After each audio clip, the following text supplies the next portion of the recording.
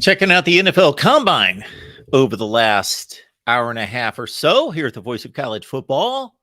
Like that NFL Combine, or can you do without it? Just saw an interview 10 or 15 minutes ago with Brian Bresee, the former Clemson defensive lineman, and wow, what that young man has gone through concerning his own health, and of course, most importantly, the passing of his sister. Wow. So you got to root for a guy like that. But we're watching the big men today at the NFL Combine, defensive linemen, linebackers.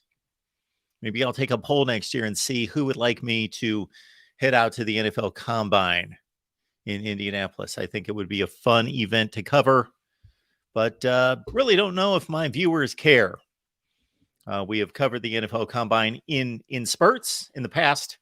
Have not said anything about it coming up for the most part here. And I don't have to watch it, but I will watch it. And concerning the conditions of my fast, it is part of my work regiment. So I'm allowed to watch it. And again, today is day 4, by the way. Today is day 4, but we will not get into that. Our Discord's up and running, of course, all the time. It's the only thing here at the Voice of College Football, although it seemingly runs 24/7, 365, meaning the team channels and the main channel here. Some people accuse me of that, of it going on and on and on, that I'm on 24/7, 365. What is actually, truly, in reality, going, churning 24/7, 365 is, of course, Discord. We had somebody sign up just yesterday, so we would love to have 10 or 15 or 50 people sign up every day. Go to patreon.com, search MarkRogersTV, sign up on Discord. We have going today, of course, the one major football topic. And we invite our guy, Steve Deace from Michigan Podcast and the Bigger 10. We will get going on that at 5 p.m. Eastern, top of the hour, myself and Steve Deace. We appreciate everybody being here. I will run through your comments and questions. I didn't necessarily have anything in particular.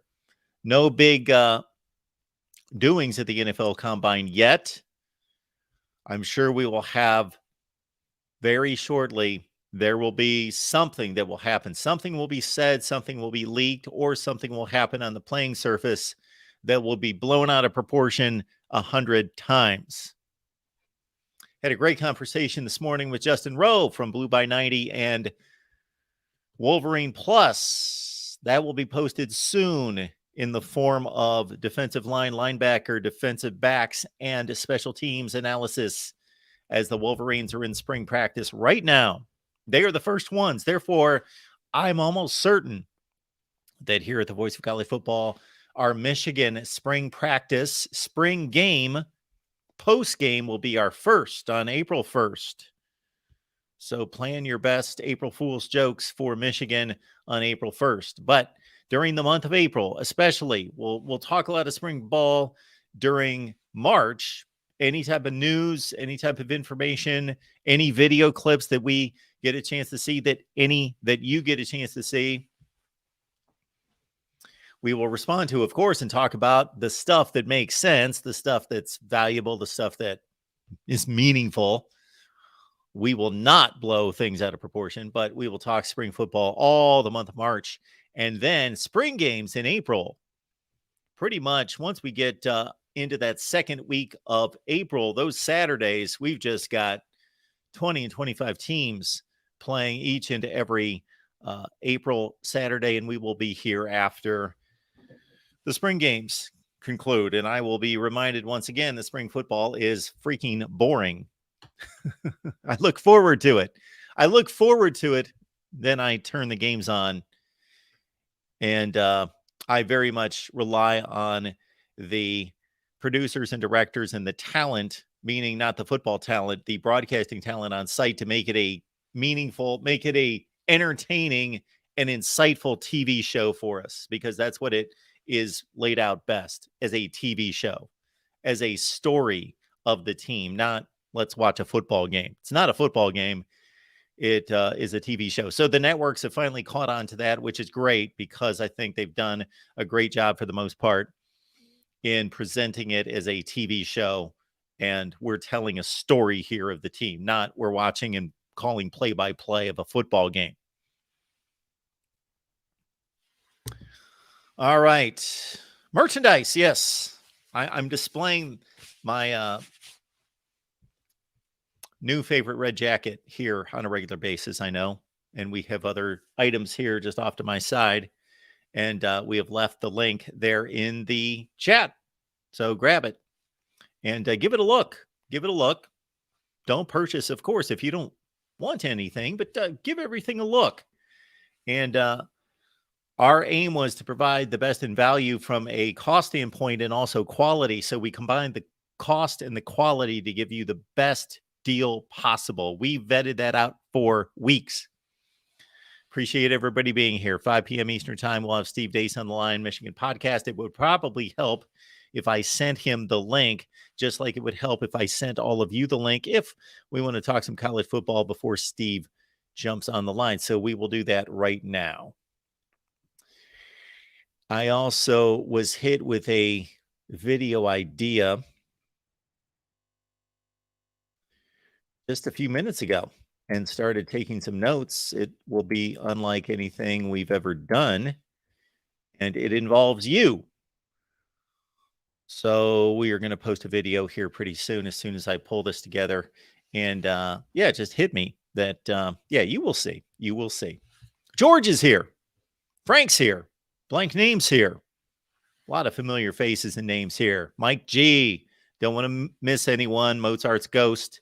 I hate starting to name people because then I think I don't want to leave anyone out.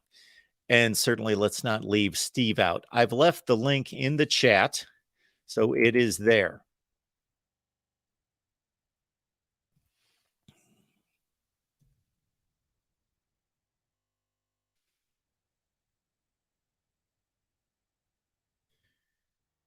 Is it there?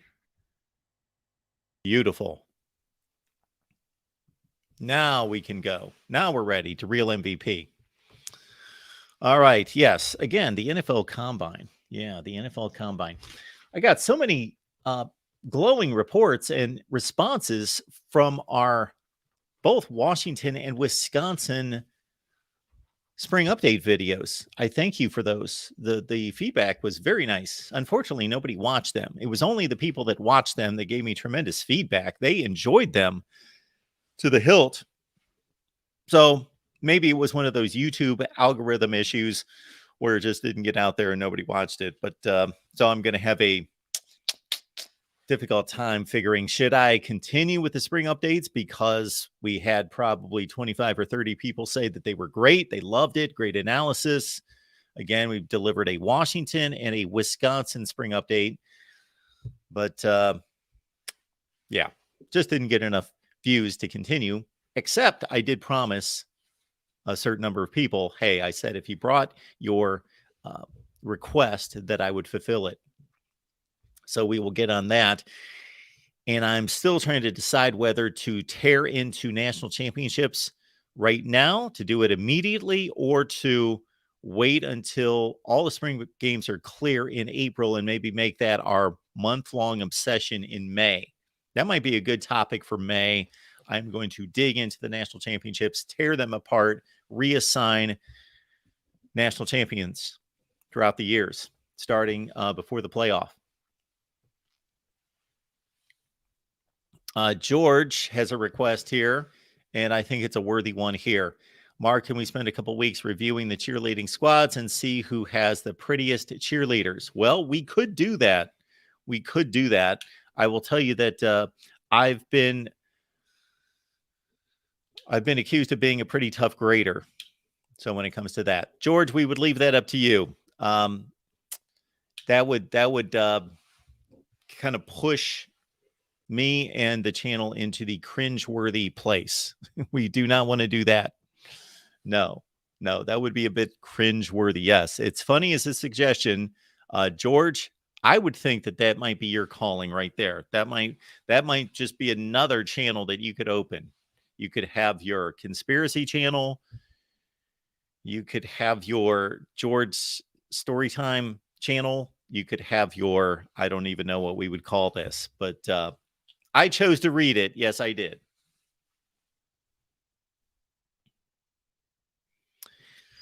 I got to say, Frank, and I believe Frank is a Michigan fan,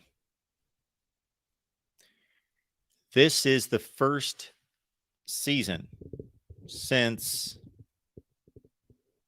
and I tend to throw out 2011. It counts. I understand the records count, of course, but there were mitigating conditions at Ohio State.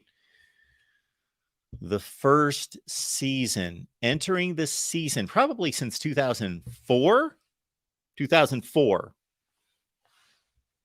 that I feel more confident about Michigan football than Ohio State football. Since 2004, Ohio State Michigan fans, you with me on this? Probably 2004 would be the last time. Yeah, maybe 2016. Maybe. No. Ohio State was really young coming off of 2015 when they lost that NFL team, but Michigan wasn't quite there. I still felt, and it still pulled through, that Ohio State was a little bit better in 2016. But I tell you,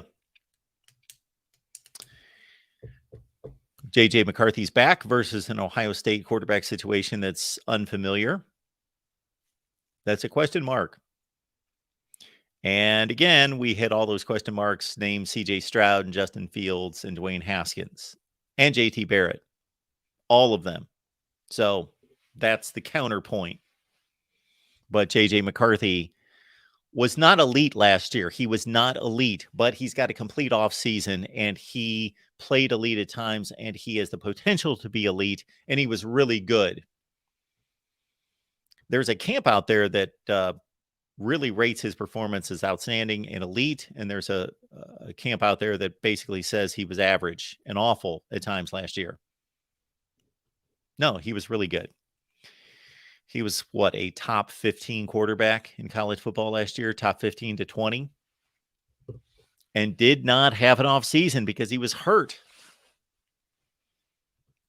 Just eased into it in training camp in August. Just won the job in week 3. Best running back room in college football, at least the top 2. Possibly. I don't think it's clear cut. Michigan fans many would say it's clear cut. Donovan Edwards and Blake Corum. But now that Blake Corum's hurt in spring practice, I know that he's just being held out and they want him fully recovered. And there's no reason to wear him down in the spring, of course. It's the smart thing to do. So I'm not wanting to blow that out of proportion. But if one of them can't go like Blake Corum the last 3 games of the season last year, like Donovan Edwards the first several games of last season, then I don't know that they've got a change of pace guy, that they've got a third back that could have to be the number 2 back. The wide receiver room is underwhelming, but they've got a lot of guys there. A lot of guys. And Cornelius Johnson and Roman Wilson, they're really good players. Really good players. Ronnie Bell will be missed. Colton Loveland, love him. Really good. Came on down the stretch, looks the part. Could be the most devastating Michigan tight end in quite some time. Might be the best athlete we've ever seen at tight end for Michigan. Offensive line loses their 2 best, but look to be fortified. And Michigan has certainly done a better job in the transfer portal than Ohio State. And maybe the approach has been different. Ohio State seems to be very measured in taking particular players. They went and got the 2 cornerbacks from Syracuse and Ole Miss because they're needed. But other than that, offensive line might have been a good place for Ohio State. And we'll see after spring practice. Of course, again, April's going to be spring games galore. And then May 1st hits. I believe it's the 1st. I think it's right at the top of the month that we go straight into transfer portal again. So Ohio State, after looking at its offensive line, and even if they perform well in spring. I always want to say spring training or spring camp, spring practice, whatever you want to call it, that Ohio State may want to go out there and get an offensive lineman or two. And really, after watching their defensive backs and cornerbacks, I got to think that they have really brought in two players that, especially Jihad Carter from Syracuse, is a safety, the other one being a corner. And when I don't have his name in front of me, I can't remember how to spell it or how to say it. Bigson. Anyway, I'll bypass trying to pronounce the Ole Miss corner's name because I don't have it in front of me. But so many more question marks for Ohio State. I don't think there's a question mark for Michigan that's looming large. I do think offensive line, when you lose your best, I do think third running back who could potentially have to be a number 2 running back. I do think, do they have an elite wide receiver? I don't think it's a must, but it's certainly a big component in building a national championship team, having a number 1 wide receiver who has not had a number 1 wide receiver who's won a national championship. Who has that been? Nobody. Georgia last year, they almost had a number 1 wide receiver playing tight end. And the defense for Michigan, I have no real issues there. They do lose their 2 best, not necessarily the 2 best corners, but the combination of two of their best and the most experienced. Will Johnson, wow, what a player. And we're hearing great things about Omarion Walker. Did you see this on social media where he apparently ran the 3-cone drill better than it's ever been run in a better time than any player in the history of the NFL Combine? And he's 6'3". They're going to have 2 corners potentially who are 6'3" and 6'4". Oh, the real MVP is telling us maybe the head coach is the question mark. The real MVP, not a big Jim Harbaugh backer, after I ranked him as the 4th best coach in college football.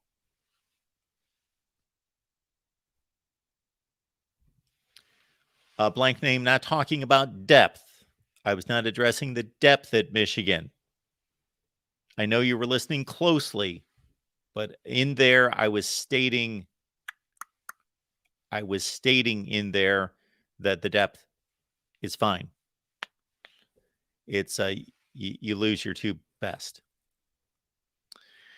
Yes, Mozart, I'm in the warm-up act. Well, we kind of figured. So it took about 6 weeks for me to realize that when we just jump on here and say 5 o'clock, and then everybody's got to find the link, they got to get here, they got to, and I don't even know what that experience is like for all of you, because I've never tried to join somebody's live stream at a particular time. So I know for whatever reason that when I do 2 and 3 hour live streams, when do we have the most people? Oh, about 2 hours in, because we got so many people that are either subscribed to me or get notifications or whatever the deal is. I know you got to be subscribed to get the notifications, but a lot of people, I hope you're all subscribed if you watch on a fairly regular basis.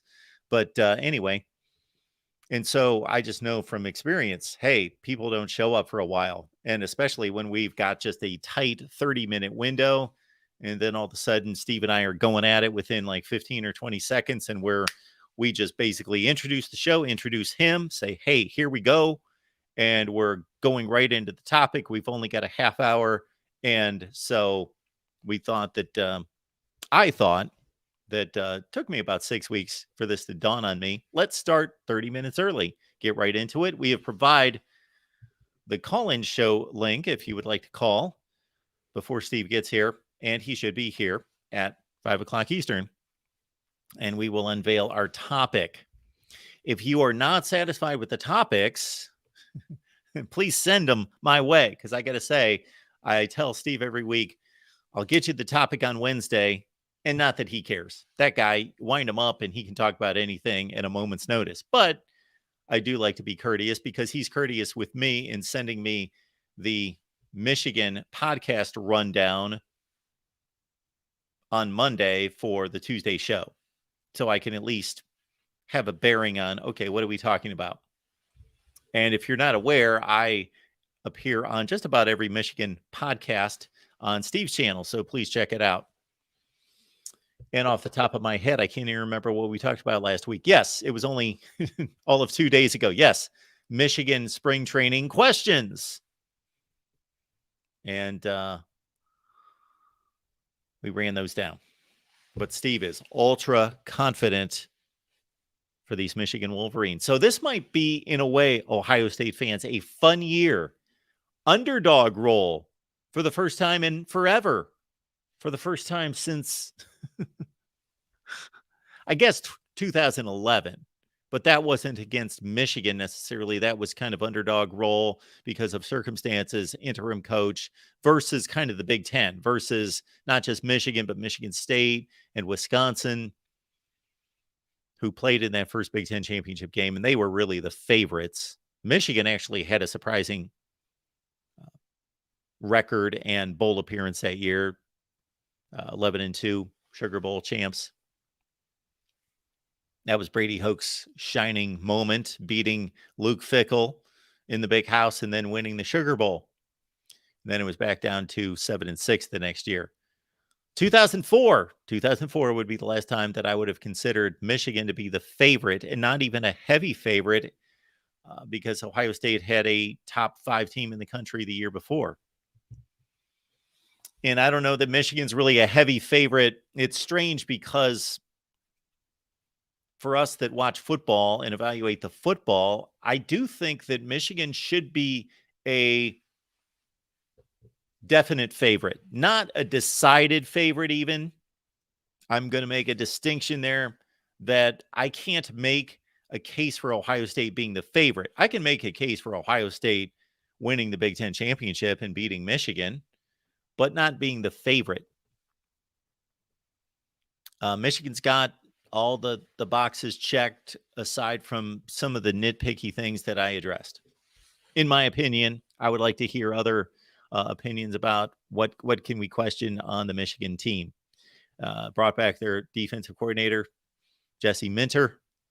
That's a good thing. And Ohio State, boy, my goodness. Jim Knowles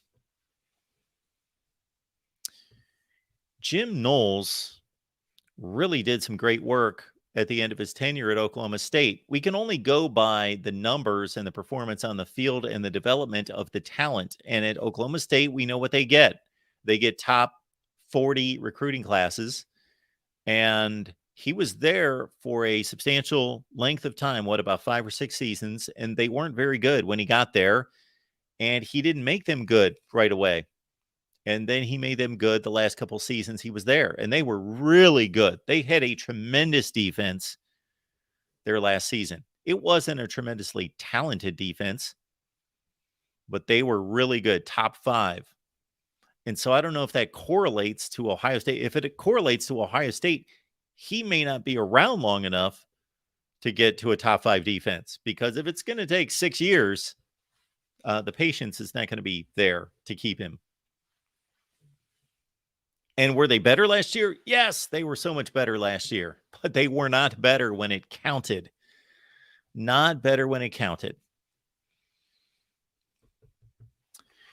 Want to let everyone know, if you have not heard, we've got a big show starting up on Monday and then another big one on Tuesday.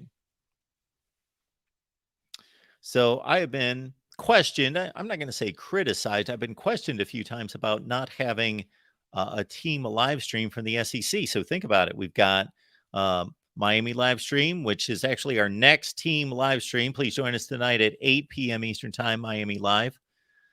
Florida State Live, we've got that every Wednesday night. We've got Clemson Live. That's the only one that I don't appear on. And that's tonight at 7 o'clock Eastern Time. Clemson Live with our buddies Tiger Paw Craven and Jordan Bowman. Clemson Live at 7 o'clock Eastern Time.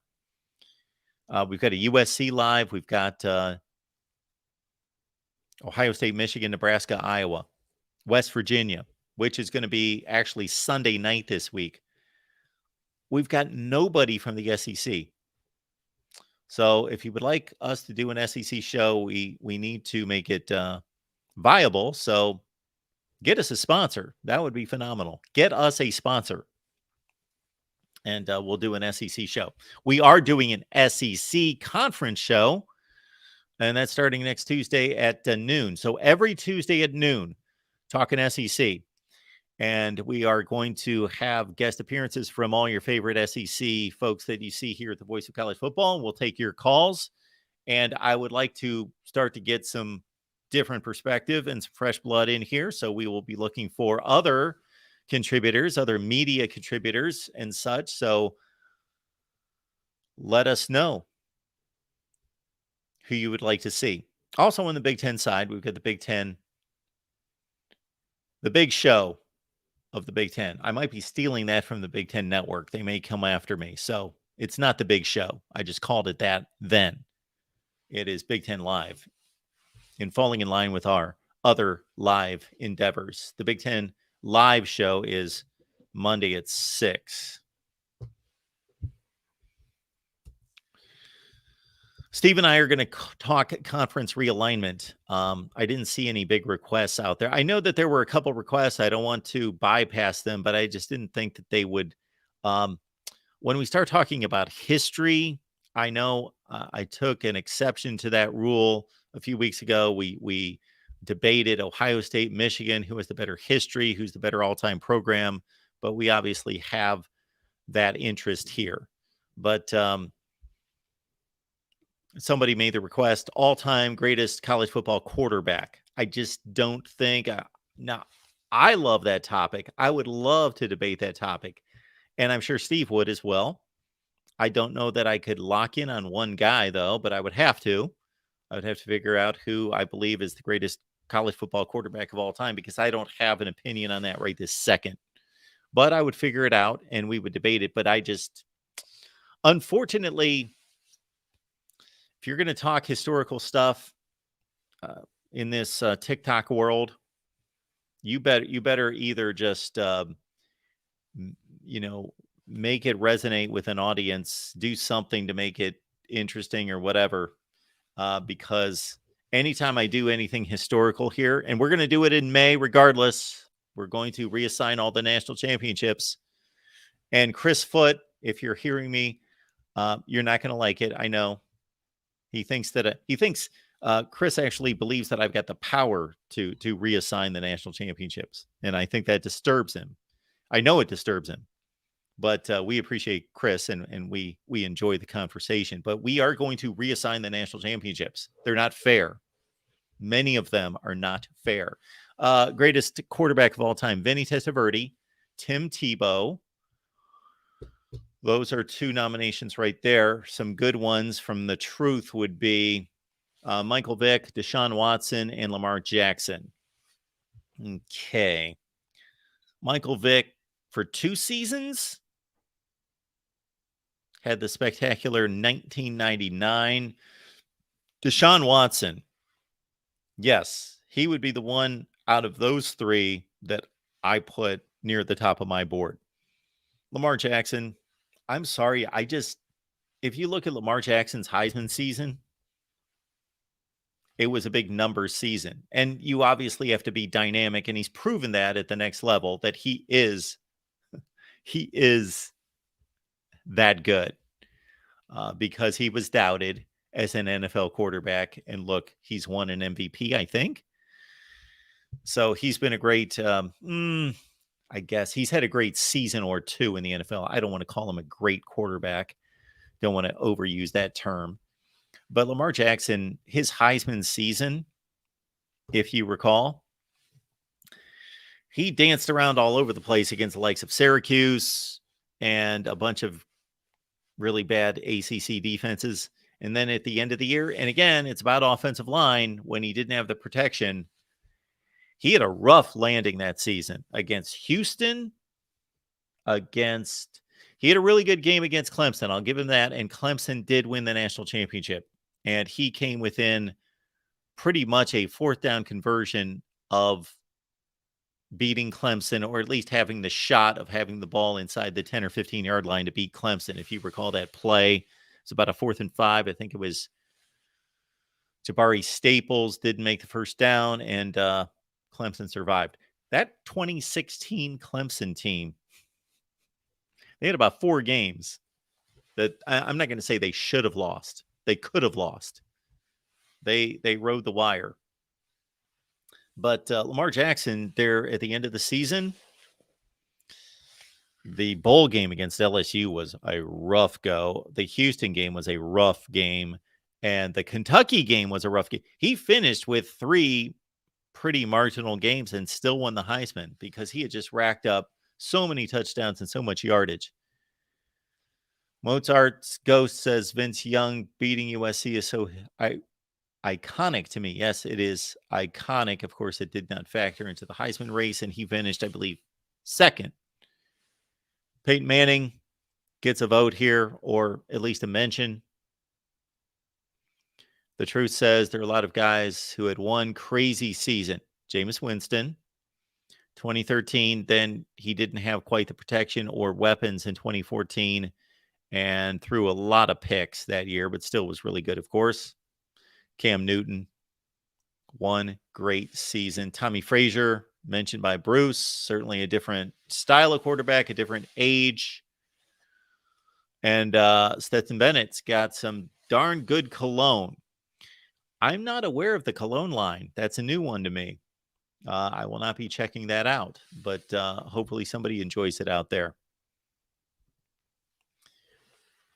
Stetson Bennett, I guess, is just never going to get his due. You wonder if he was taller, had a 5-star next to his name when he left high school,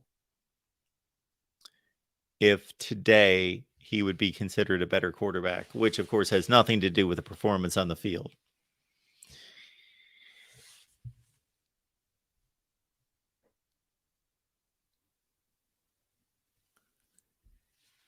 Of course, his 2 shining moments were against Ohio State. He had to pull through in that game. He was down by a couple scores in the 4th quarter, had to come through there, and in the championship game against Bama the year before, where I had already respected Stetson Bennett before that, but when he got blindsided against Bama with about 5 minutes left in the game, that put him down by, I don't remember the scores. I think they were down by 5. So, he coughs up the ball against Bama. I still think that was not necessarily a bad call, but it was near exact to the play that Bryce Young got blindsided in the 1st quarter, and Bama kept the ball on an incomplete pass. So I thought, well, if that was an incomplete pass, that's an incomplete pass, but he gets a bad call against him or a questionable call against him, touchdown, Bama. And at that point, it's one of those Yankees-Red Sox deals where Georgia just couldn't get past Bama, just repeatedly. 2012, 2017, 2018. Here we are again. And they're facing Bama. They get a bad break, and he leads them back. Of course, he had a lot of help, but he led them back to a comeback win in the championship game against Bama in very much a Red Sox-Yankees kind of scenario that, we might be thinking. There might be guys on this field that don't think we can do this because we just never get the right breaks at the right time. Because they could have won the 2017 championship. They could have won in 2018. They were up double scores, double digits in both of those games. Yakov, good to see you. Michael, good to see you as well. Michael, of course, resume can't make you an NFL quarterback star. It's too humbling. Michael Campbell bringing the Notre Dame love, of course, each and every day. And we are at 5:10. You know what? I better check my phone just in case. Let's see here.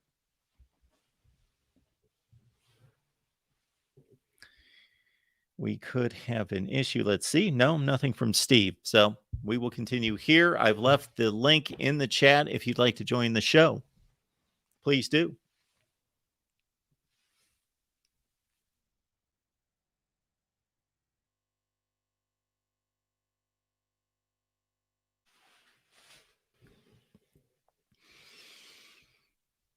Yeah, David, somebody mentioned Cam Newton. That might be the greatest season of all time.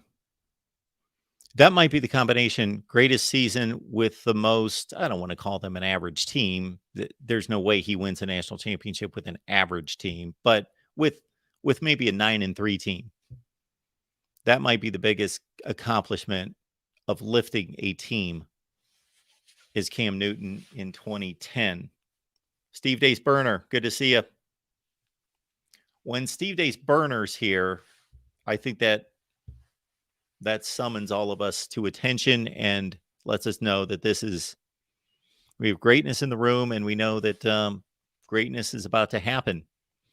I appreciate everybody who's joined us the last couple of days. We went at it hard on Wednesday on the conference realignment. We went full throttle on it. We were here for about 3 hours in the afternoon, and then we came back at 8:30 at night.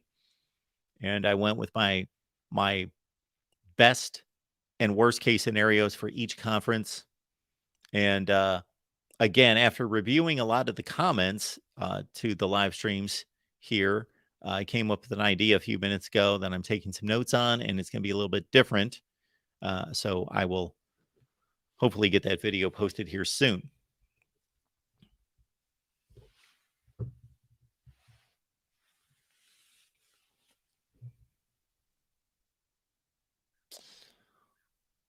I think this is a what if question. Boy, we need to do that here soon.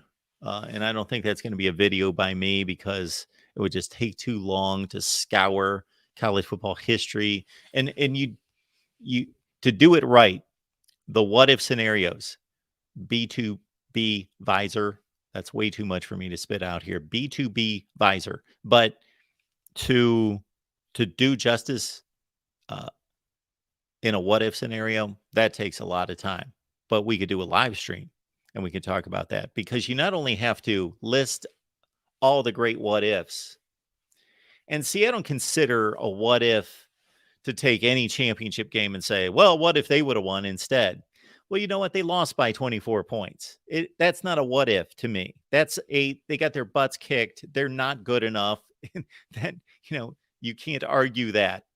Like, what if Notre Dame would have won the 2012 national championship? Well, they were probably the fifth best team in college football that year. They didn't even deserve to be on the, that's not a what if. So I would probably shoot down visor. Gotcha. I think I've done that in the past. Visor, bam. Visor's a Georgia fan, of course. So I shoot those down. Just like the next time we do a trivia night, and I will not be eating double stuffed Oreos. Well, you know what? I may eat them just on the side. Maybe every third miss or something like that. Anyway, I'm going to shoot some of those questions down. I know that I was my own worst enemy, that I asked for anything and I got it, but no mascot questions. That's going to be rule number 1. No mascot questions. That will be rule number 1. Football. We're talking football. We're not talking costumes. So back to visor here. So the best way to do this, and I would love to make this a project, but it's just way beyond the concentration, the focus, the time to do it right, to build graphics, to do it just the way it should be done. I need like a production staff to do a video, but we could do a live stream. And I think we have, but it's been a long time. So we can bring this back. Legitimate what ifs. The one that I start with in college football, because it has completely changed the complexion of the hierarchy of college football over the last 15 years, is Nick Saban taking the Alabama job. And then if you connect the dots and you go back in the story, it's the Drew Brees failed physical that nixed the trade from the Chargers to the Dolphins that would have given Nick Saban one of the best quarterbacks in the NFL.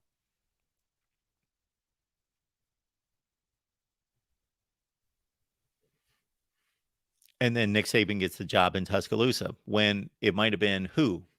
Rich Rodriguez, I don't remember the scenario exactly, but Rich Rodriguez is one of the main candidates who could have left and gone to Alabama in 2007. But it was Nick Saban. Where is Alabama football if they would have hired who else? Give me some other names of who could have been that next job, next head coach for the Alabama job. Rich Rod and others. So somebody else other than Nick Saban. That's the biggest what if of the last 20 years for me. Now, Visor's saying, what if Mark Richt beat Bama in 2012 and played Notre Dame in the Natty? Would Kirby even be at Georgia right now? Okay, great what if. And it's a great what if because Georgia could have. They were so close.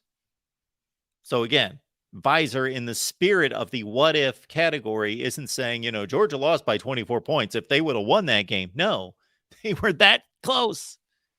You either needed the pass to be dropped, the pass not to be deflected, the pass to anything but what happened that would have given Georgia another shot at the end zone to win the game.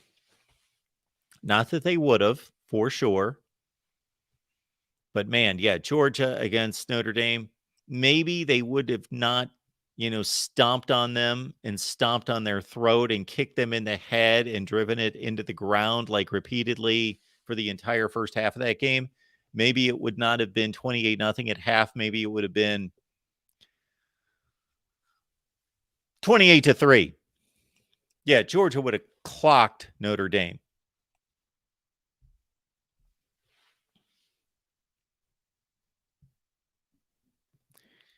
And David Greenshield, Dante Culpepper was I was going to say he was a shadow of his former self. Unfortunately, he was actually like double himself. That was his problem. He was double himself later in his career. Dante Culpepper was a tremendous quarterback for about 3 seasons? And then, just packed on the pounds, got lazy. And Dante Culpepper, it's funny because I was at Mississippi State in 1997, I believe was the year. In 1997, I'm at Mississippi State and was covering the SEC. And I had no idea, and few did, who Dante Culpepper was. It was a non-conference game early in the 97 season. I believe that Central Florida had just risen to Division I status. And Dante Culpepper was coming to town. And again, hardly anyone had ever heard of him. But we knew that through the first couple of games of the season, this guy was lighting it up. And so I learned about him prior to the game. I'm like, wow, okay, we're hearing that he's a phenomenal athlete, NFL prospect. He's racking up all sorts of crazy stats. And then I watched him in person against Mississippi State. Now, Mississippi State, I'm almost certain won that game, but it was close. But Dante Culpepper, had he played better, then you've got a Nick Saban who does not go 15-17 in 2 years. Maybe he goes 19-13, keeps his job. And I don't know that he did not keep his job. I think he left. Yes, he left. He likes the college game better, but took the NFL opportunity. But anyway, he probably stays in Miami with just a better quarterback and moves on from there. We get a different Alabama. We get an Alabama that, maybe at some point they would have run into a great coach or a capable coach that would have had them in the running for national championships or had them be LSU for that time and go 9-3 a bunch of times. So who would have won those national championships? My goodness. Well,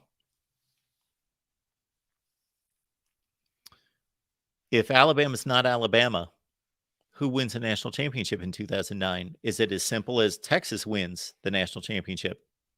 In 2011, LSU wins the national championship because they were the best team in the regular season. LSU, that 2011 LSU team gets a bit overlooked, I believe. because they were dominant during the season. But the unfortunate situation for them was having to face Nick Saban a second time around. And people believe that it's difficult to beat a team a second time. And it is. I think that's overblown, but it is. But it was Nick Saban preparing for 6 weeks. So LSU, I think it's pretty easy to see, would be your national champion of 2011. And your national champion of 2012, well, you would have a Georgia. I guess I'm not overthinking it. I'm just basically thinking that, well, Alabama blew its way to all these national championships. Well, who would have been in their place? Well, it would have been Georgia. Georgia would have faced a team not nearly as good as Alabama in the SEC championship game in 2012, probably LSU. 2012, Texas A&M in the SEC title game. I know that Wet Blanket thinks that Oklahoma State would have beaten LSU in 2011. Wet Blanket, I know you love your Cowboys. And you know what? I will say this.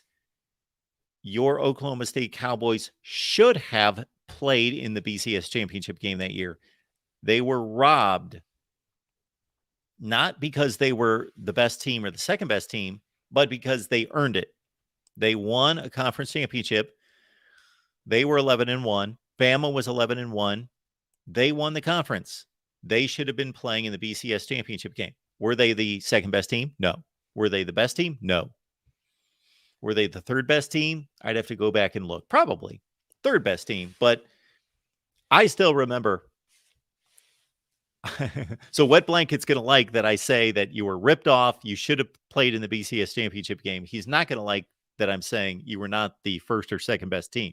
Those are two different items. I still clearly remember people asking me, did the BCS get it right? And I said, well, what do you want? Do you want, I know they finished third, but I'm talking about who's actually the third best team in the country. Who finishes third and who's the third best aren't always the same. So I clearly remember people asking, did the BCS get it right? And my response was, no, but it depends on what do you want to see. Do you want to see the two teams that earned it, or do you want to see the two teams that are the two best? I would put my mortgage on Alabama and LSU being the two best teams in 2011, but Oklahoma State earned it. We already saw that game. And if we had more of a reasonable, fair, reputable system, I would not have an issue with seeing rematches. But under that BCS structure, we should have never seen any rematches because there's always going to be another team waiting in the wings that has a resume that's qualified to play for a championship. And if the two teams that you place in the championship already played, well, they already played, especially in that sport. You know, the BCS, the BCS would have been great for baseball. You know, you put all those numbers from 162 games into a computer, they're really valid. So, yeah, I don't think there's any question. Texas wins the national championship in 2009. Who do they play, though? Let's say Bama does not have Saban. So I'm not saying that Bama's like just as good or just a little bit less. Like they're off the map. If they're off the map, then in 2009, Texas is playing Boise State, right? Are they playing Boise State in the championship game? I'd have to pull up the BCS rankings from 2009.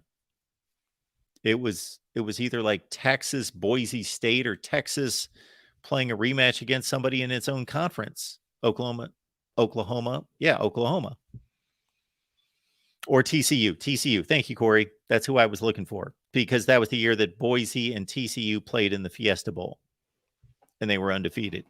So Texas versus Oklahoma in a rematch, Boise State or TCU. I kind of like Texas. And we all would have seen, except for Alabama fans maybe, we all would have liked to have seen Colt McCoy healthy, because that was a 24-21 game with 5 minutes left in the game before Bama's defense just took over in their running game in the last 4 or 5 minutes. But 24-21, when Garrett Gilbert gained a little mojo there from the second to through the third into the fourth quarter. But Colt McCoy healthy for that game? I don't know. So Texas wins in 2009. They should have. They would have been an overwhelming favorite against a group of 5 team in the championship game. 2011, LSU, Oklahoma State. Pick your winner. Wet Blankets got Oklahoma State, and the great Brandon Whedon offense with Justin Blackman. I've got LSU winning that game pretty easily. So I would go 2011 with LSU. 2012, I think, again, I don't think we really need to overthink it. Georgia wins the SEC championship game against the team that's not nearly as good as Bama was. They're in. Obviously Bama did not, because of the kick six, did not factor into the 2013 equation. Then we move on to 2014. Same thing there. Ohio State's playing somebody else. If Nick Saban's not there, Ohio State's playing somebody else in the Sugar Bowl. Maybe they're playing, 2014. 2014. Oregon, Bama, Ohio State, Florida State. Who represents the SEC? Missouri? Or whoever was the second best team in the SEC West? So whoever that was. But anyway, 2014, not a factor. 2015, okay, Bama wins. Obviously, Clemson's your national champion. Clemson's your national champion in 2016 already. And I guess they would have played, well, maybe Clemson would not have won the national championship. They would have played somebody else. They would have played,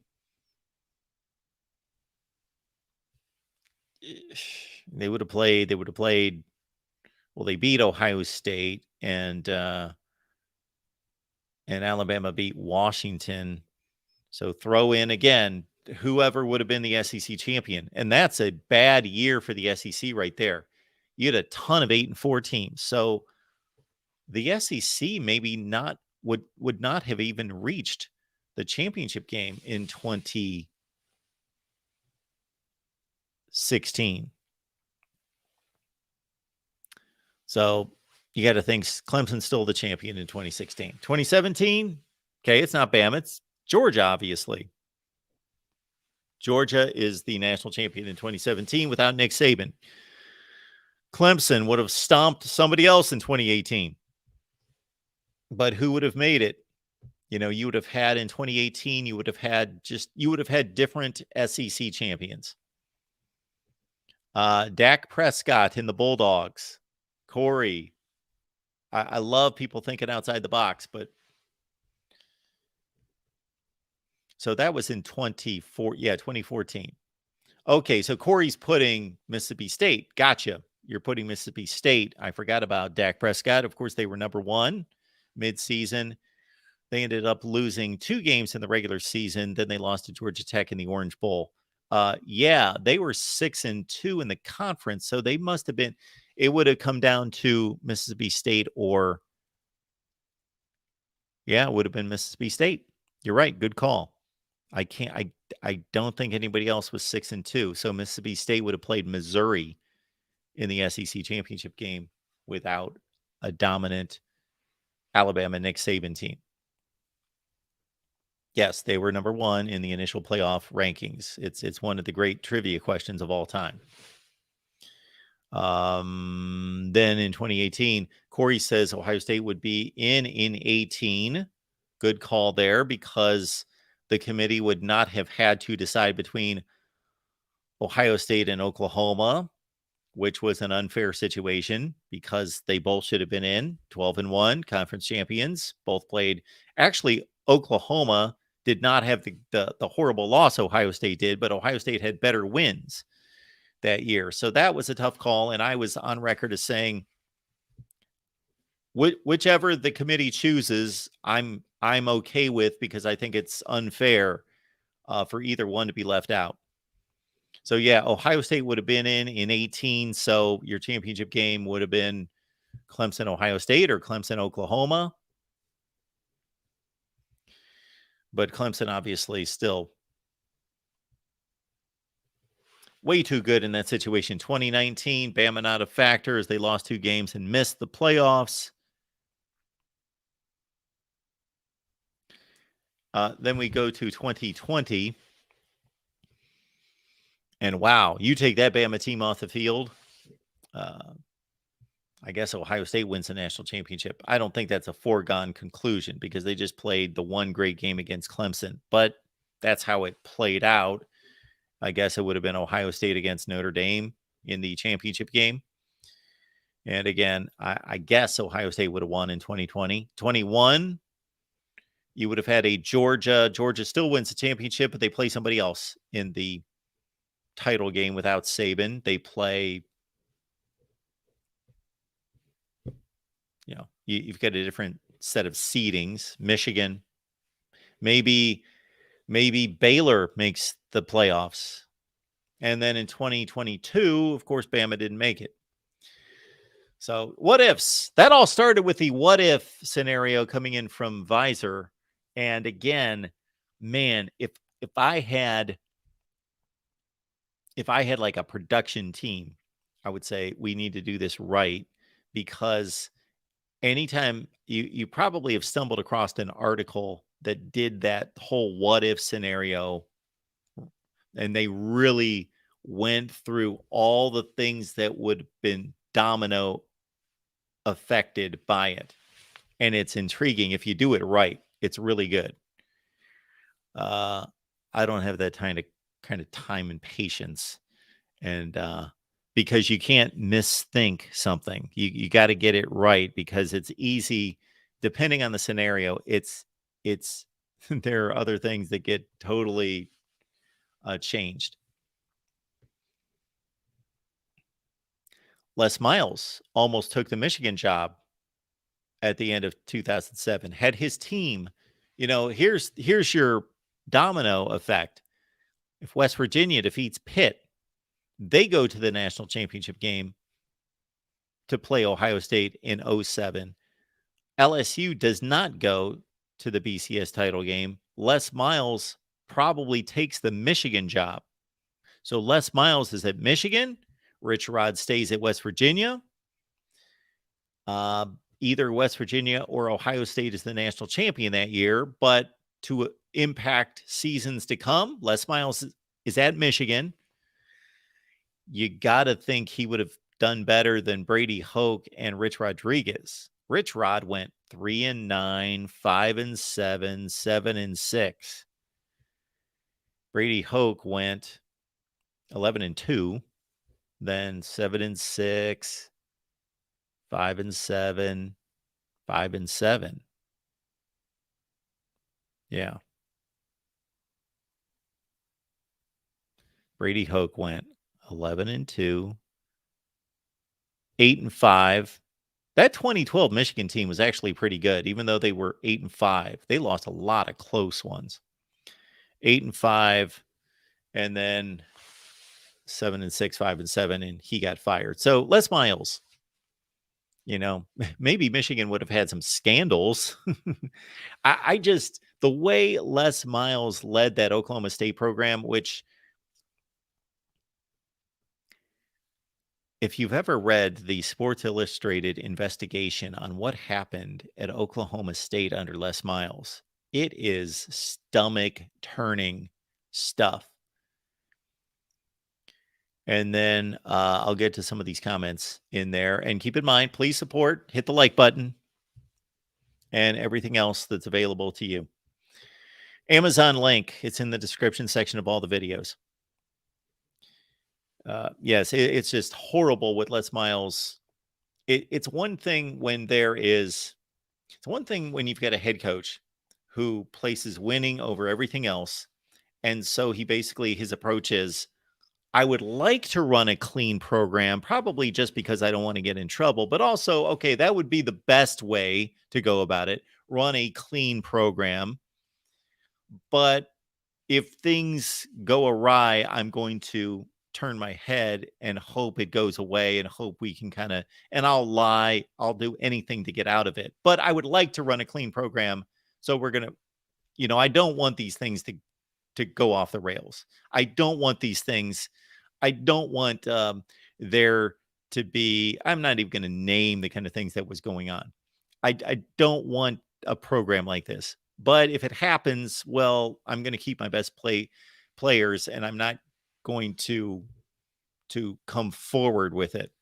But Les Miles took that to the nth degree, and he instigated horrible things. He instigated just immorality among his players. He pushed it on them. He assumed that we have recruited and signed these type of individuals, and young men are very impressionable. So I'm not blaming them.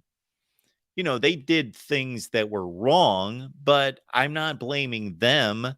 Most of us at that age, and even at other ages, given a place of temptation, are going to fall to it. We're human. And when you're 20 years old and your head coach is pushing it on you, then you're going to go in that direction.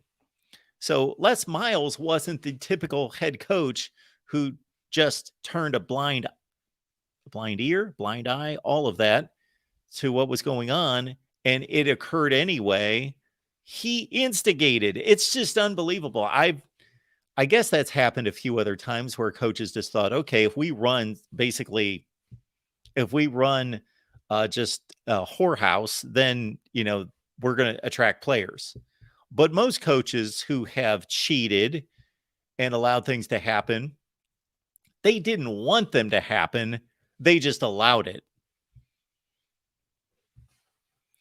So where did I got into Les Miles because of the whole Michigan situation. If Saban, Rich Rod could have gone to Alabama. Les Miles, also, from my understanding, he also was put off by Kirk Herbstreit reporting that he was going to take the Michigan job, and that caused some issues.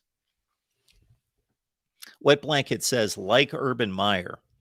Yeah, I don't really put Les Miles and Urban Meyer in the same category by any stretch, and I am not defending Urban Meyer at all. Yeah, those are...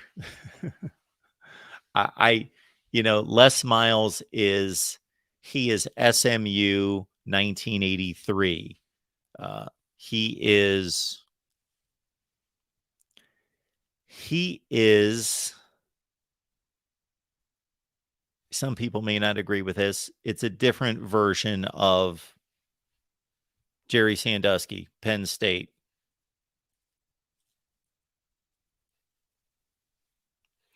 Now, I'm not going to go down the road of Joe Paterno, but again, I believe that Joe Paterno throughout his career, generally, way more than generally, 98% of the time did the right thing, ran a clean program, all of that. I think that's evident by his players and everything that they've said about him. It's there to see over from 1966, right? Took over that program as a head coach in 1966, all the way through. Yes.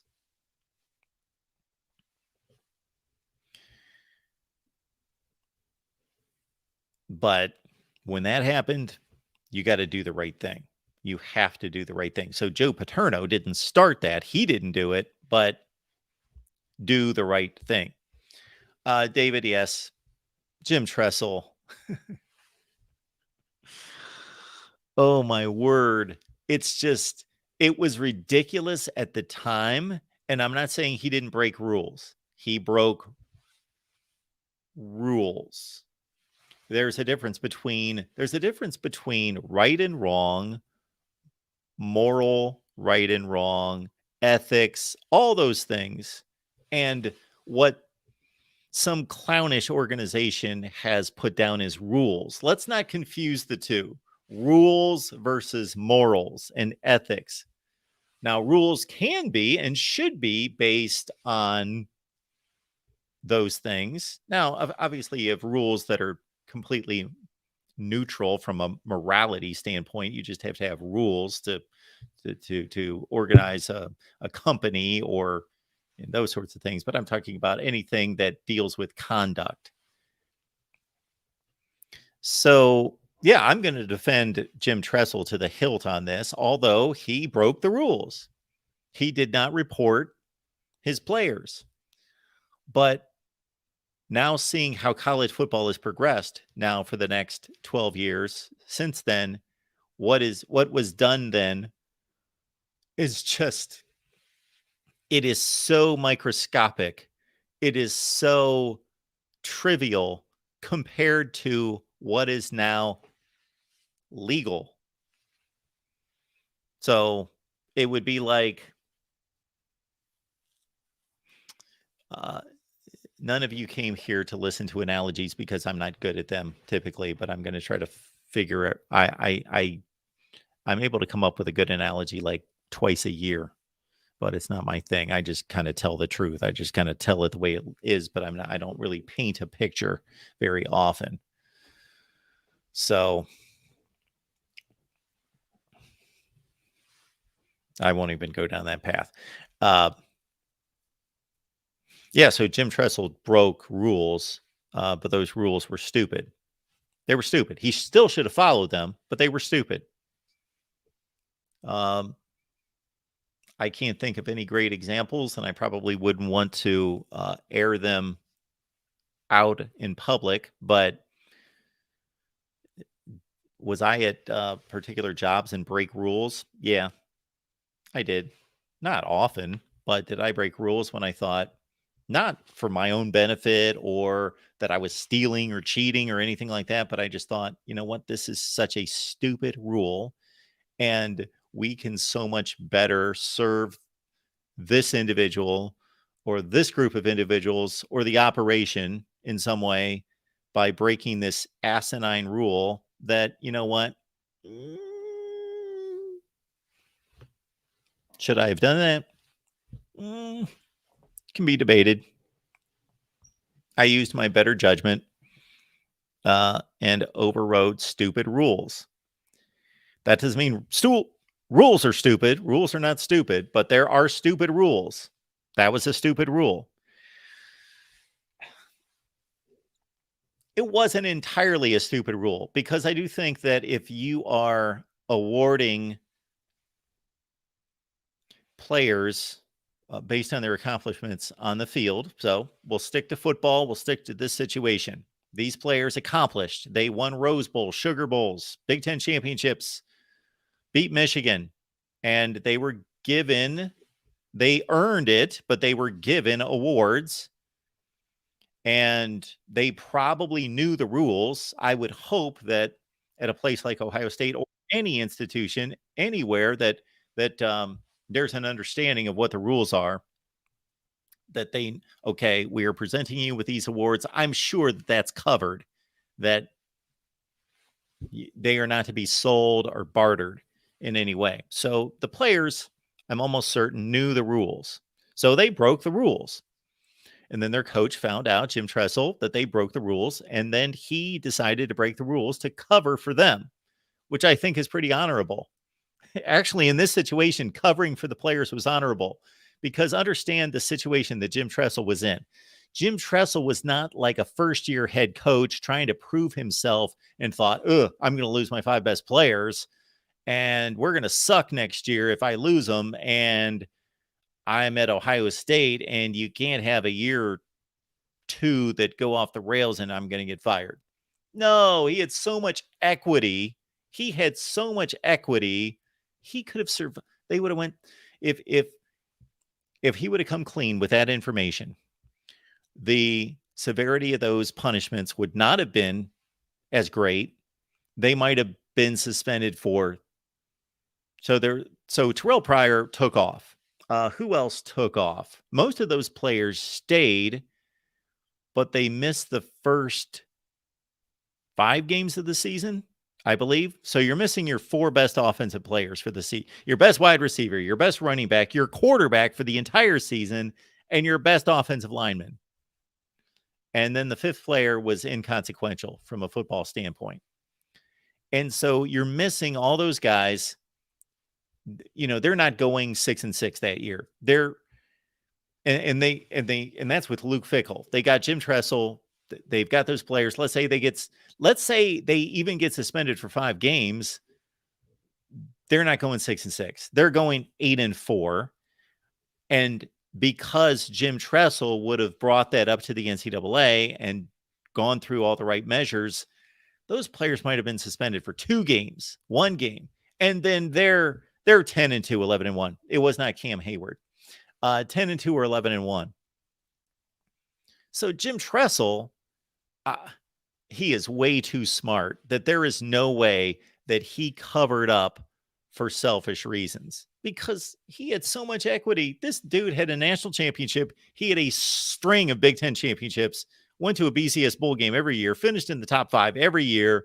Like, he wasn't losing his job.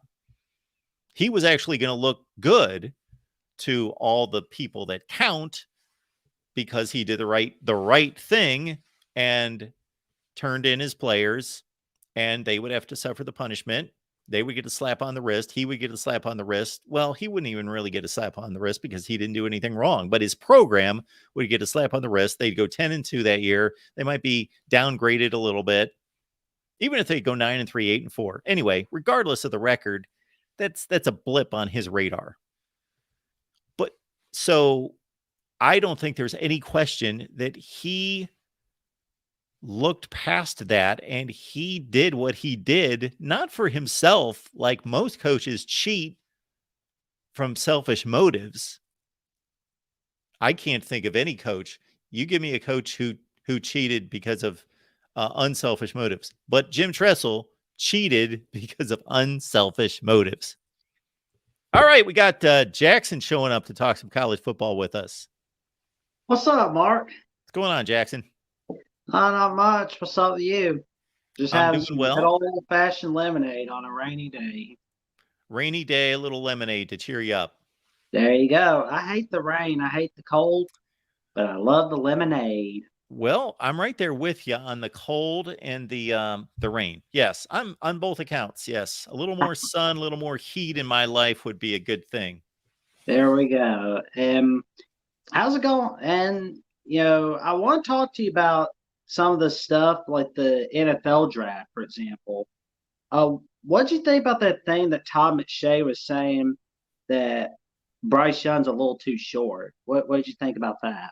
Well, first of all, I didn't know that Todd McShay said that. Ooh.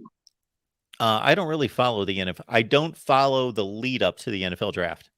I love the NFL draft.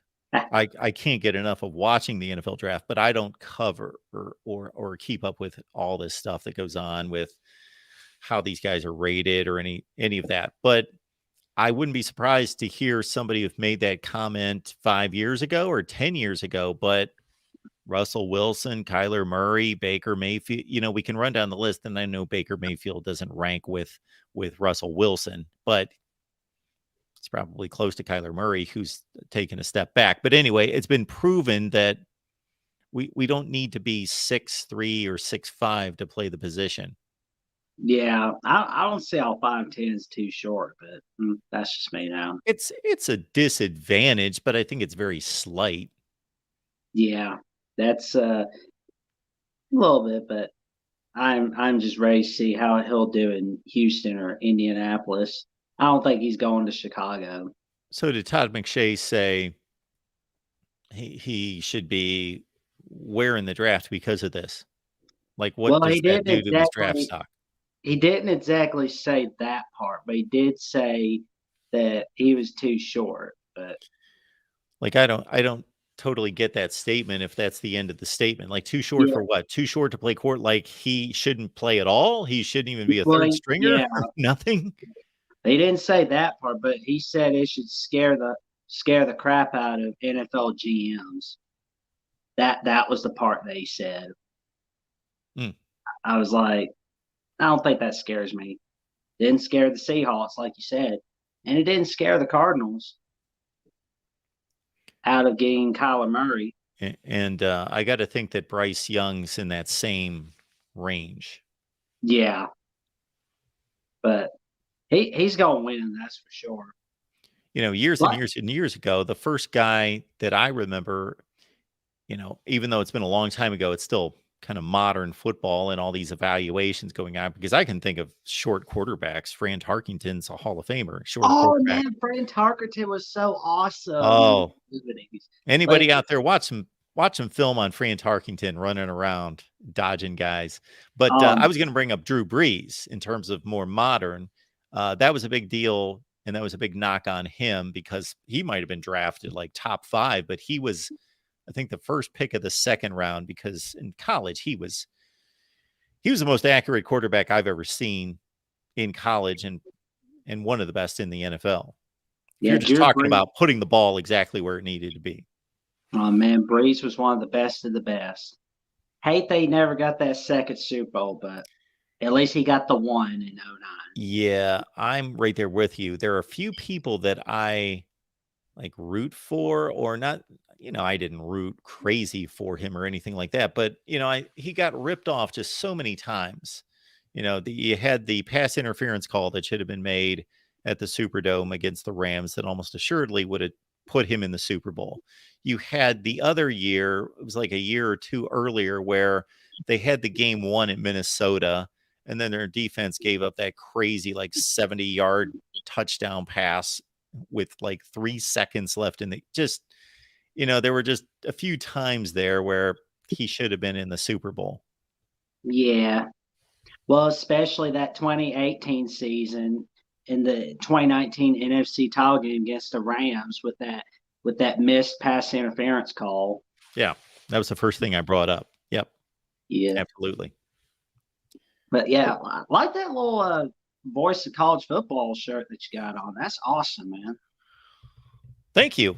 I like this jacket. Yeah, we got our merch going this week. And so everybody, we will drop the link in the chat and you can check out the merch, give it a look.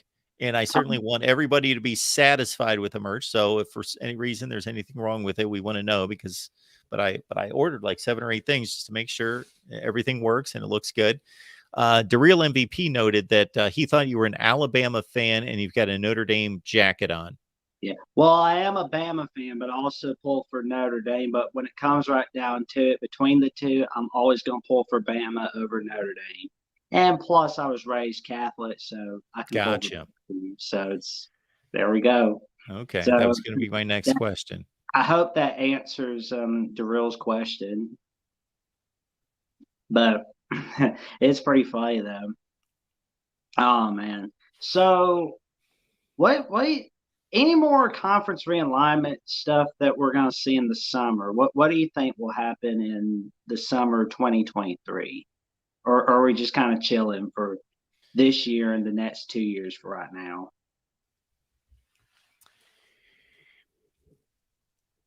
So, one of the big linchpins in all of this is what you believe about the grant of rights. Right.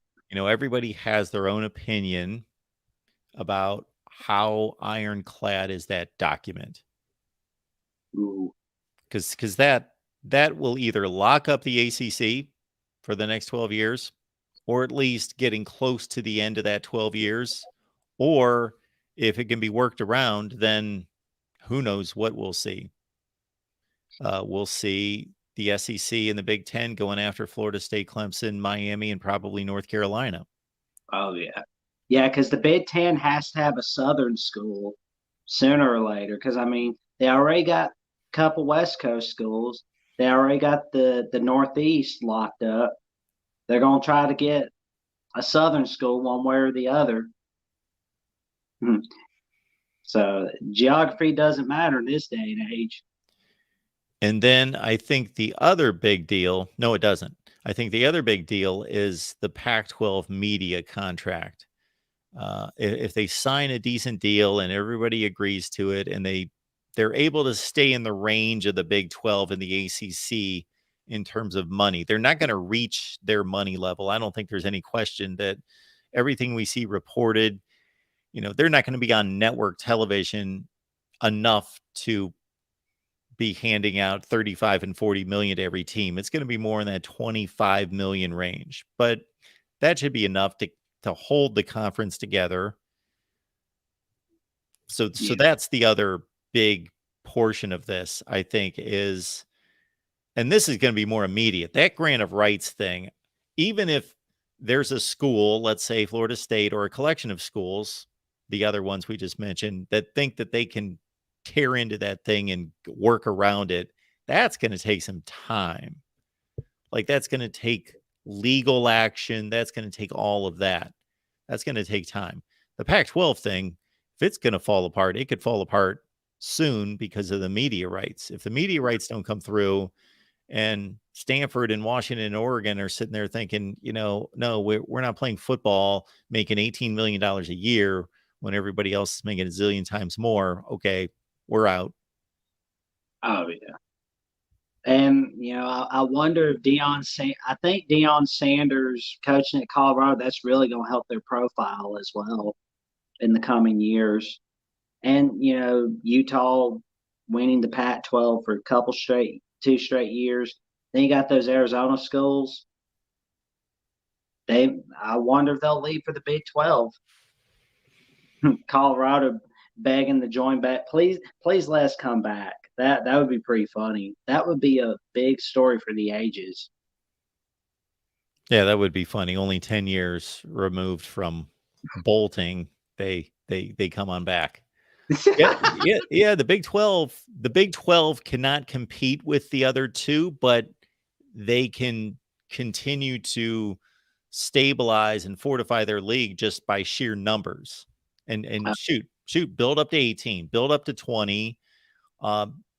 None of those are going to be able to be anywhere close to the top of the SEC or the Big 10, but with more mid-range, more Arizona States, Washington and Oregon certainly would. Now, if we're talking that level, then that gives them, if you look at the Big 12 currently, and even over the last 25 years, and you add Oregon and Washington, they're most likely the two best programs in the conference. Oh, for sure. It's going to be fun watching that rivalry in the coming years, especially this upcoming season, with Washington keeping their offensive coordinator despite options from Bama, where Bama's saying, "Hey, do you want to leave this school for us?" I think it's Coach Grubb. I think that's his name. Yes. He said, "Yeah, thank you." He said, "No, I'm gonna stay right here and run it back with Michael Penix Jr." And I think that's going to pay off for 2023. That is really going to help Washington. So that's another thing with Andy Ludwig staying right where he's at, and Coach Grubb staying right where he's at Washington, not leaving for the top-notch Blue Bloods. I wonder if that helps the Pac-12. I know it helps them in 2023, but does it help them in the long term? That's the question. Well, it helps them perform on the field better this year, which is a positive. It's not everything, but it's another way for them to just kind of fortify and stabilize their league, to show that we're in this for the long haul. What's kind of interesting about the Pac-12 is, for as bad as that league has been for 10 years, for most of 10 years, and then they have really a breakthrough year this past year in 2022, that you would have thought for them to reach to break through and be such a better league. And I'm not going to sell them as anywhere close to the best, but they were much improved, that they would have done that with a bunch of quarterbacks that most likely were moving on, that were going to go to the NFL draft. And it was kind of a flash in the pan. We spiked for 1 year and now but all those guys are coming back. Just about all of them are coming back, and they should be primed to have another really strong year, an exciting year, and be a factor. I don't know for a national championship, but hopefully to get somebody in the playoffs. I would like to see the Pac-12 back in the playoffs before we go to the 16 or the 12 team playoff, to show that they can make a 4-team field. Oh man, that conference is going to be loaded in 2023. Yeah, it's going to be a lot of fun. They're going to be alive and amplified. Oh man.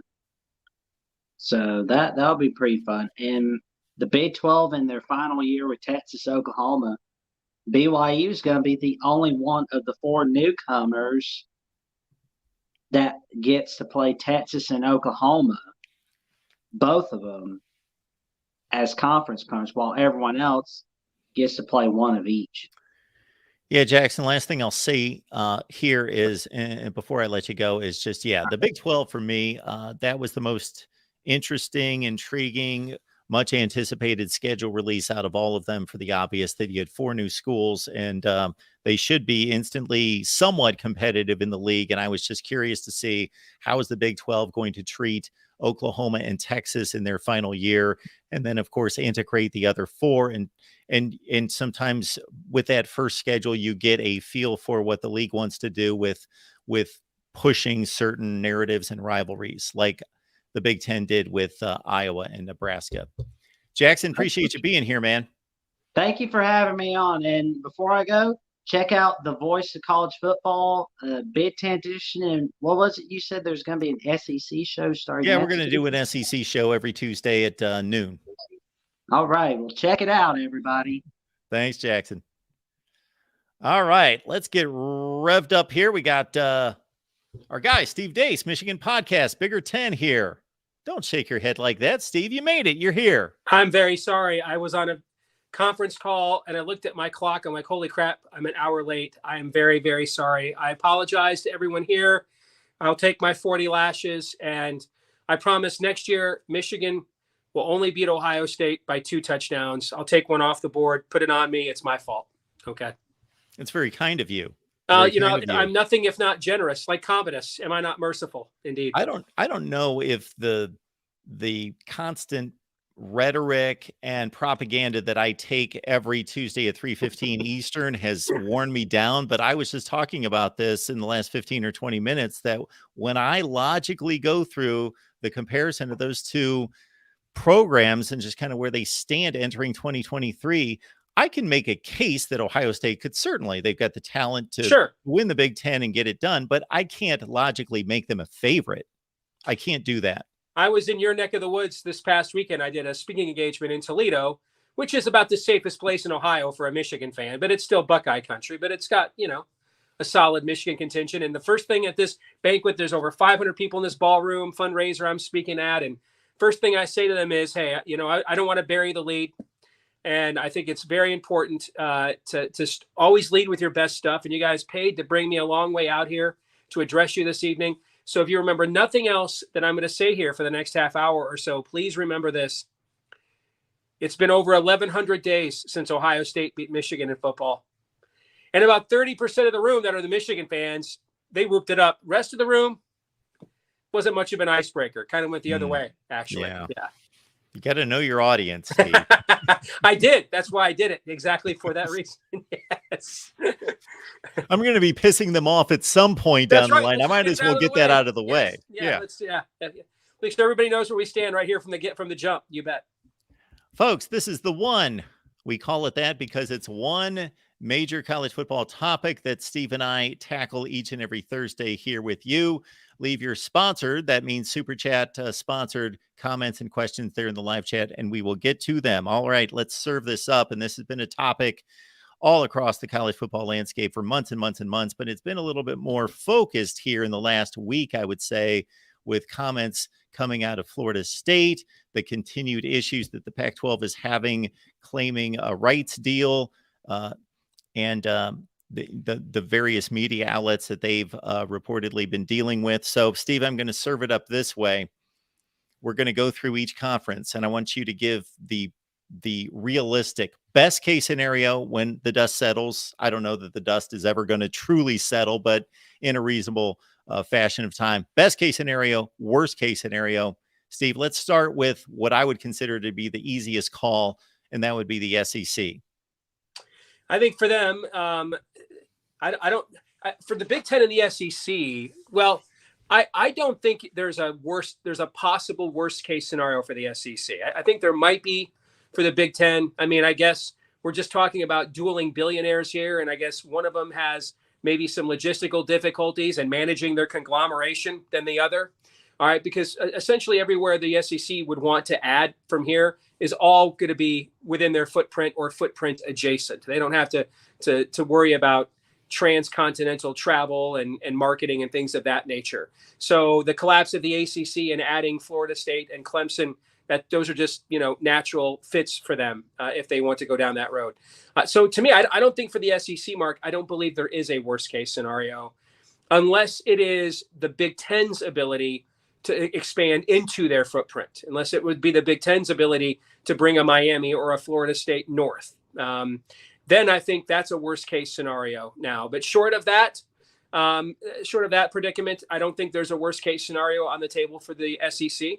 And I think the best case scenario for them would be that they essentially absorb much of the ACC and keep a lot of that regionalization. I to me, no matter what this looks like as a big picture, I want to maintain the regionalization of college football. I don't want to go another 20 years again before Texas and Texas A&M play every year again, or Texas and Arkansas play every year again. That's just kind of, or Missouri and Kansas play every year. That stuff's ridiculous. We need to restore the regionalization. So if that means there's an Atlantic division of the SEC or an Atlantic pod, and those teams play each other under the banner of the SEC for television rights, I don't care about any of that. As long as the regionalization is maintained to some degree, if not enhanced. And then the competitive balance. We have got to get out of this. What is NIL? Are we just going to straight up pay players? At this point, I think we should just all acknowledge the economic realities of this. I have fought against making the players employees, and it's because I'm a capitalist. It's not as good of a deal for them as people think. They're gonna have much more taxable income. It's debatable. Are things like training table, are those things taxable income now if they're employees, right? So I thought they had the best of both worlds with NIL, where they could go make money off their likeness and still get that sheltered status as a student athlete. But since we just jumped right away to it's just a recruiting enticement in another name now, and that you can't put that genie back in the bottle. I at this point, I think we're just better off just full Ayn Rand this thing.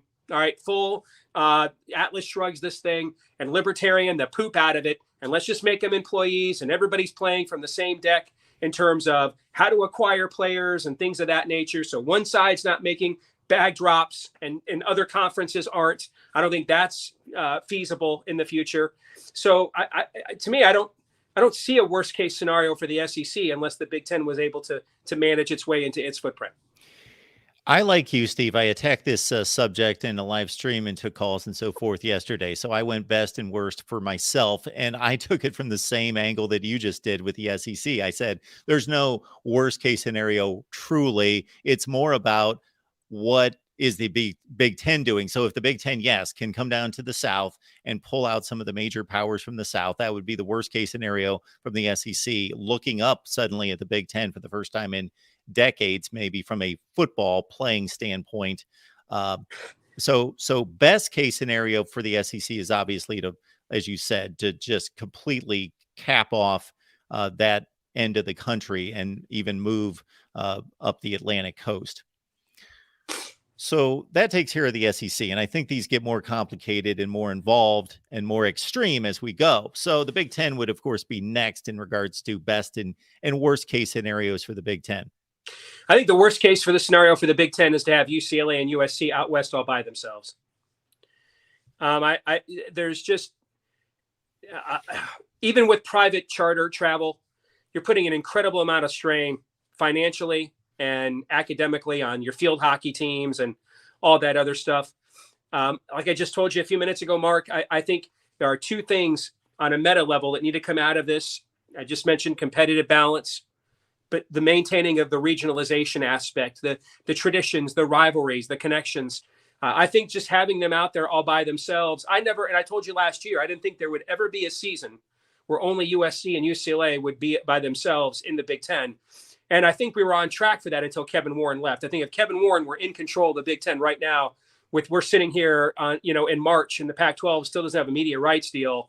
I mean, I think that league would be over. I think Kevin Warren would Thanos snap it, and we'd be done here. And he'd take what he want, and the rest would likely end up in some combination of the Big 12 or the Mountain West Conference. But the Big Ten is in a power vacuum right now. So we may now have a season or two or three where USC and UCLA are by themselves. And I just think it's awkward. I love their additions, but I just think it just seems awkward. It's way outside the footprint. And I think that's the worst case scenario, is for in the long run to have them out there on the other half of the country all by themselves and isolated from any of their peer institutions. To me, the best case scenario for the Big Ten would be to expand its footprint in the West to give UCLA and USC more regional identity, and then try to see if it could bring in somebody closer to the Sun Belt on the other end, like a University of Virginia and the University of North Carolina. So say add two more teams, two more out West, like a Washington and Oregon, or a Stanford and a Cal, if that's the case, because maybe Oregon and Washington can't leave their peer institutions, in-state institutions on their own. So you add Cal and Stanford. So you've made the California college system that's not happy about this, but doesn't have the clout to stop it, but you've made them happy. Everybody's on board. And now you've expanded into the Sun Belt region, where you're not, you haven't penetrated the Iron Curtain of the SEC, but you've torn down the Berlin Wall there with North Carolina and Virginia. There's no barrier between them and you any longer. I think that would be the best case scenario for the Big Ten. So the best case scenario for me with the Big Ten starts with Notre Dame. So if they get Notre Dame, I think obviously that's the yeah. And here's why I didn't bring that up. I don't believe that ever happens. In fact, I think the television deal that the Big Ten just signed cements that it will never happen. They just gave NBC a revenue generator that complements. Now it feels like Notre Dame is not isolated. It's not difficult programming. I think the TV deal, we just gave Notre Dame everything it wanted without having to join our league. That's why I don't think it'll happen. You don't see any negatives possibly in what Notre Dame is now facing on a television optics front every Saturday, with Big Ten programming, Big Ten teams being highlighted and talked about before their game, after their game, constantly surrounding their window? I don't. In fact, I think they love it, actually. They get access to our footprint without having to be a member and still call their own shot. They have access to the playoff now. I mean, at Notre Dame, they don't think Notre Dame's remember, people forget Notre Dame didn't agree to play in bowl games until the 1970s. All right. So, I mean, well into the 80s, they weren't even redshirting kids yet. So they're totally fine with, they got to go at least 10-2 every year to make the playoff. That kind of fits their brand and MO of a university. The one thing that would cause that to change is if they had trouble scheduling. But I don't believe the networks and all these other schools they're like, it's like asking Congress to cut the budget. Fine. Who's pork? Who's not getting the military base? You know what I'm saying? That sounds great until you're telling me my district is getting cut out of the deal. And so all these schools are going to say, dude, the Big Ten thought, I can just tell you, because I had sources on the inside of these conversations. The Big Ten was convinced when it dropped football during COVID that the ACC was going to follow suit. They knew the Pac-12 would, because they knew little brother would. But they thought the ACC, with all those high-ranking public universities, it's very academically minded, like the Big Ten. People don't understand how highly rated Pittsburgh, North Carolina, Virginia, these schools are academically, before you even get to private schools like Duke. They thought for sure the ACC was going to say, yes, we're taking the high ground. And when the ACC didn't, because the ACC's like, good for you, we get Notre Dame for an entire year, so we're going to figure this thing out. Okay. I mean, that is what it wasn't. That the Big Ten always thought the rednecks in the SEC, that's how they viewed it. They always thought the rednecks didn't care about their kids and would play football anyway. They didn't care. In fact, they were going to actually use that to their advantage by saying, see, they don't care about players down there. We treat you as student athletes up here. It is when the academically minded ACC said, yeah, we're in. That is really what put the Big Ten on the defensive. And so now so those guys were willing to play through a pandemic because it meant they could get Notre Dame in their league for an entire season. And now you're going to tell me that all these networks are going to say, no, we don't want Notre Dame playing at Michigan. We don't want Notre Dame playing at Texas. Freeze them out. We can't even get Big Ten teams to stop playing Notre Dame now, Mark. You're going to play them this year again. All right. So no, I think the only thing that would force Notre Dame's hand at this point is if they had trouble filling out the kind of schedule that would make them relevant in the college football playoff chase. And I just don't think the money that they bring to the table from a rating standpoint, that all these schools, some will, Michigan's not playing it again until like 2030 or something. Who knows if that'll even happen? Some will. But by and large, there's too much money to be made playing Notre Dame for these networks and for these schools, that there will at least be, and they don't need everybody. They can play Rice in the military schools. If they've got 6 or 7 legit games, that's all that matters. And so they just need 6 to 7 of the Power 5 teams to say, yeah, we want Notre Dame on our campus. Yeah, we want that exposure. And that we worked for a network. Mark, you know what I'm talking about. There's no way they're all going to say, freeze Notre Dame out. I wish they would. That'd be great. But they won't. Yeah, that's where we need a commissioner and governing body to regulate scheduling and bring everyone into the same format being in a conference. And now that BYU is joined, we've got a bunch of middling schools like, I'm being kind, UMass and the like, playing independent schedules, but it's Notre Dame by themselves. Okay. Mm-hmm. For me, best case scenario for the Big Ten, again, I'm going to still hold out some hopes for tradition being served in a modern way, and Notre Dame comes into the Big Ten. But besides that, as I've told you before, Florida State, Miami would be my targets for the Big Ten because of the recruiting, mm-hmm. in addition to, of course, the football prowess and the brand and the markets. Worst case scenario for me for the Big Ten is, yes, the SEC closes off the ACC portion that we talked about, and the Pac-12 solidifies itself. And USC and UCLA, as you mentioned, I didn't think of it quite in the same way, isolated. And the SEC is just a monstrosity, because it's still a better football playing conference today. But Clemson, Miami, Florida State, North Carolina, and who knows who else from the ACC, it's just, it's a monstrosity at that point, and that makes the Big Ten kind of a second tier by itself. All right, the more complicated of these, and in a sense more realistic because they're still in flux, although we'll go right to the Big 12, because I think this is actually somewhat of a stable situation, Steve. Yeah.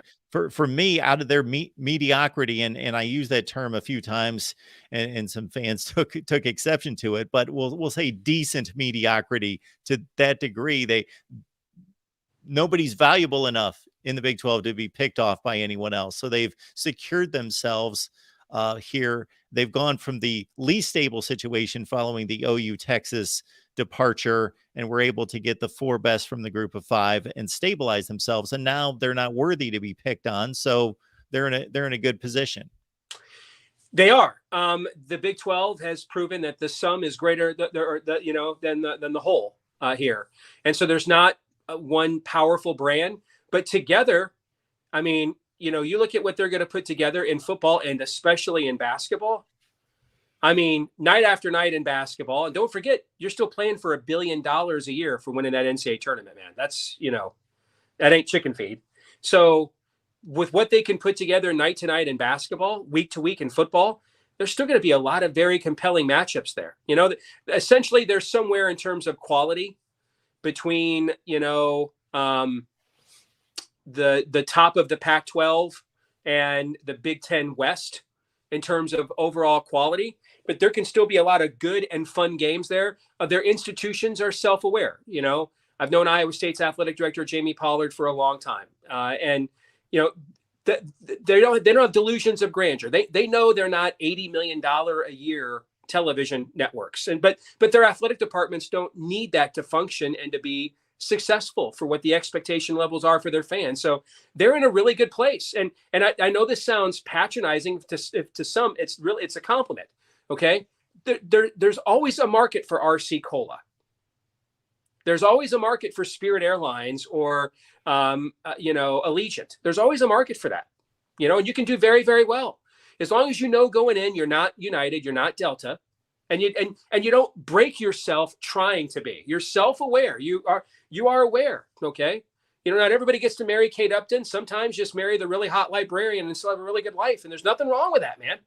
And so the Big 12 went through this period of dealing with Texas, and I can just tell you, I was around the league up close and personal. I used to know the head of the Big 12, Bob Bowlesby. I've known him for years, but going back to when he was the AD at Iowa. That just was an extremely frustrating experience for everybody, and I think there's actually a lot of relief that they're leaving, and now they can all just enjoy life because they're going to survive, and they're a valuable commodity, but they're not so valued that there's tension there either. Sometimes, there's the woman that you desired to date when you're in high school and college. And then there's the life. You meet the woman who can provide you the life as you start heading into your 20s and 30s. They're thinking, man, I really don't want all that drama. You know what I'm saying, Mark? That's what the Big 12 is. Well put, in a way that many can certainly relate to. So as we continue for the next two, we continue to ramp up the complexities and what's at stake. Oh, let me mention their best case scenario. I don't think there's a worst case scenario for the Big 12 because of what you said. To me, the best case scenario is that the cornerstone school, the corner schools in the Pac-12 realize that this is foolishness. You guys are done. You are whistling past a graveyard. Now, what you've got going on right now with the Big 10 and the Pac-12 is the Big 10 without Kevin Warren there to be a singular figure taking the heat, making the decisions, doesn't want to be seen as the presidents don't want to be seen as the ones that nuked, their sister conference for the last 100 years. So they're just letting them wither on the vine. The corner schools don't want to be the ones that leave and make it look like they're the ones that nuked. Here's the problem, though. If you are in the administrations at Colorado, Utah, Arizona, and Arizona State, the music is going to stop playing. It will stop playing. I promise you. You need to make sure you have a chair to sit in when it does, because right now you don't. And I would much rather leave that league and go to the Big 12 now, when you are going to have more negotiating leverage than when you have nowhere else to go, and then you have your hat in hand in that scenario. So to me, if I'm the Big 12, that's the best case scenario. The best case scenario is that these schools in the Pac-10, which is really what we're talking about now, just decide out of bureaucrat. I mean, they're in this position because they could have joined with the Big 12 years ago and picked the schools they wanted, but the elite academics in the conference were like, we don't want to be aligned with Texas Tech, all those rednecks. Well, okay. Well, you guys are going to be in the whack. So how you like them apples, as Matt Damon once famously said. So to me, the best case scenario for the Big 12 is that they keep making the same decisions in the Pac-10 and 12 that they're currently making. So then you're just going to get all those schools on the cheap, as opposed to having to really pay for them now if they got smart. So the Big 12 continues to fortify itself. It expands its footprint. And what the other thing that it does here, in my eyes, is right now it's going to get a seat at the table in the playoff, but it's going to get hammered most likely, because if you look at the history, both recent and in the past, of all the current Big 12 members, none of them can compete with Georgia, Alabama, Ohio State, Michigan on down the line. They cannot compete. Sure. They don't have a school that's shown any ability to do that ever, outside of a blip of a season out of Oklahoma State, maybe. But you acquire Oregon and Washington, and they have shown, not on a regular basis, but more sustained potential excellence there. And maybe they get those flagship schools, football programs that can compete in the playoffs occasionally. Yeah. Okay. I would be, if I was the Big 12, I wouldn't want Oregon and Washington.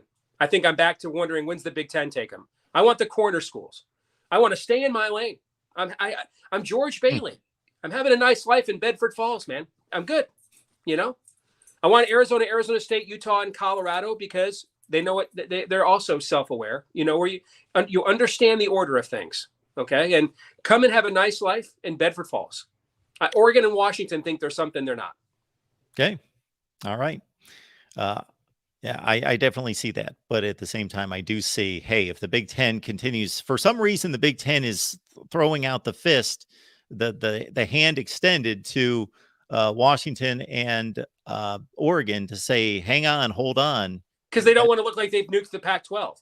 Because if you know the academic culture of our league, and trust me, during COVID, I got to know a lot more of it than I ever wanted to. And it fit every elitist stereotype you could possibly imagine. Checked every box. Okay. They don't want to, the importance of having a commissioner is just simply to do your will and then you not take any of the blame for it. That's why you have one. You essentially pay them to be the punching bag. They absolutely want to they absolutely want to dissolve the Pac-12 and bring those schools in. They do. They just don't want to be seen. The presidents at these universities don't want to show up at the cocktail party. These guys all go to each other's schools. Okay. You don't want to show up and I'm the guy that nuked your league. I don't have a commissioner right now to say the commissioner made that decision. I'm not even involved in sports. I don't care. Football, I don't even know what it is, sir. Yes, Bess, what is a football, Glenn? I don't know, Gwendolyn, neither do I. That's what they want. They don't have that right now. There's no commissioner. So everybody knows it's the president at the University of Michigan and Minnesota making the decision, okay? Or Indiana, just pick a school. They need a commissioner so they can just say, oh, it's those silly sports people. They did it again. Sorry. Anyway, Steve, when's our tea time? Steve, there were months after the USC-UCLA decision was announced, before Kevin Warren bolted for the Chicago Bears, that move for Oregon and Washington could have been made, and they applied for Big Ten membership. And that's right. And it was rumored constantly on both ends from media covering both sides of the equation. So but that was also before we were sitting here in March, Mark, and the league can't even get a television deal. You know what I'm saying?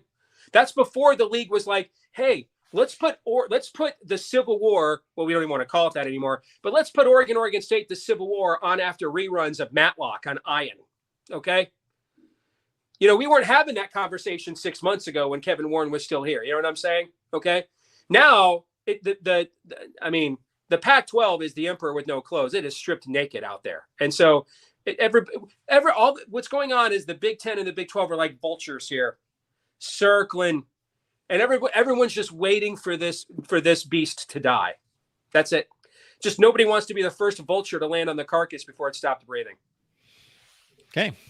We get a lot of information to the contrary, but I don't exactly, I'm not in either camp, and I've played out all sorts of different scenarios. There's no question about that. Okay, we get to the ACC, and the ACC, it's strange because, you know, you look at those top 3 football programs, maybe 4, they are of much more value than the Big 12, but that could be to its detriment, of course. And obviously, this comes down for me to what you believe about the grant of rights, because on one hand, we hear it's ironclad.